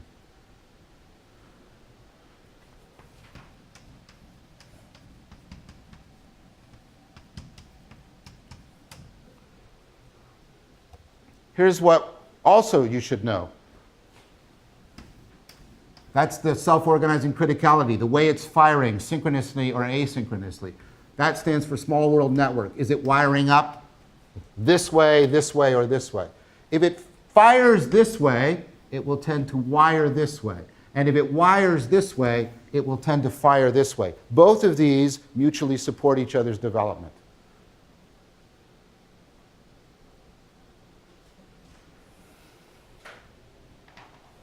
As I said, take a look also at the Zhang et al. Just came out. And all of this thing, on all of the people they cite, because it's a huge thing. What am I trying to show you? What I'm trying to show you is we have, I think, the beginning of a dynamical systems theory of how relevance realization is done in the brain.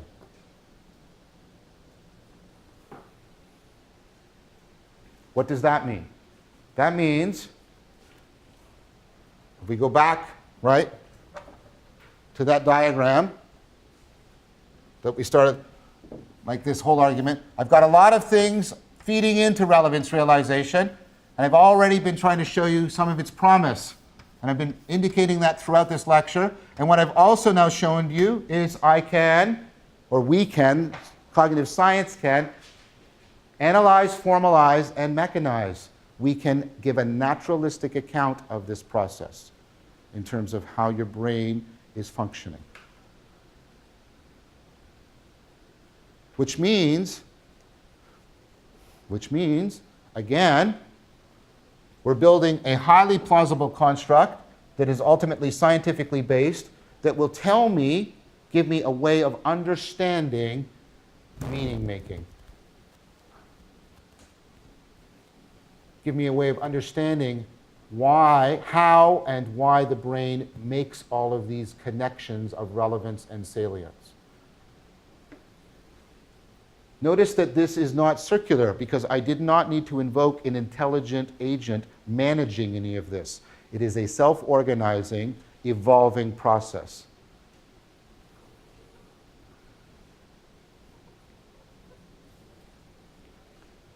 I'm going to take it, going forward, that I've at least made a plausible case that we can have a scientific account of this.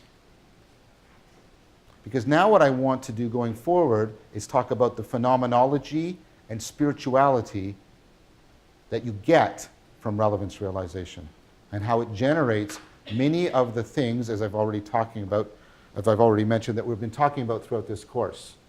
Many of the features associated with meaning making, self-transcendence, insight. Let me show you one clear example of this, I think, right? We've got, and this might be right, it might be wrong, but I want to show you how this science can work. I think it's good, and I go into this in much more detail in the course I teach in psychology on Thinking and Reasoning 370, right? I'm going to now erase over here.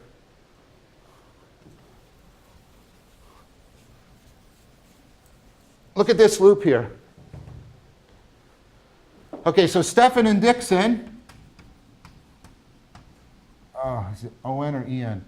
I think it's, did a bunch of papers. I think it's E-N.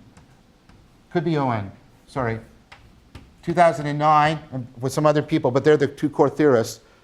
And what they did is they found very good experimental evidence that when you're having an insight, your brain is doing a form of self-organizing criticality. That what it's doing is, right, it's initially sort of making a frame when it's doing that synchrony, and then it breaks it when you go asynchronous so that a new and different frame can be made. Insight is an instance of self-organizing criticality.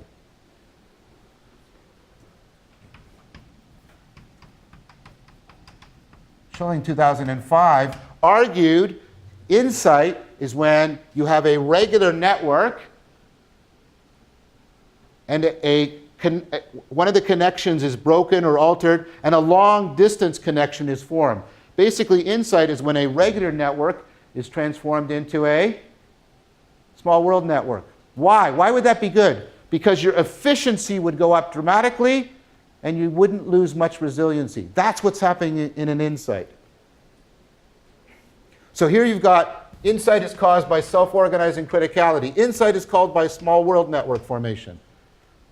And then there's this guy Vervaeke who has argued that what's actually probably happening is this.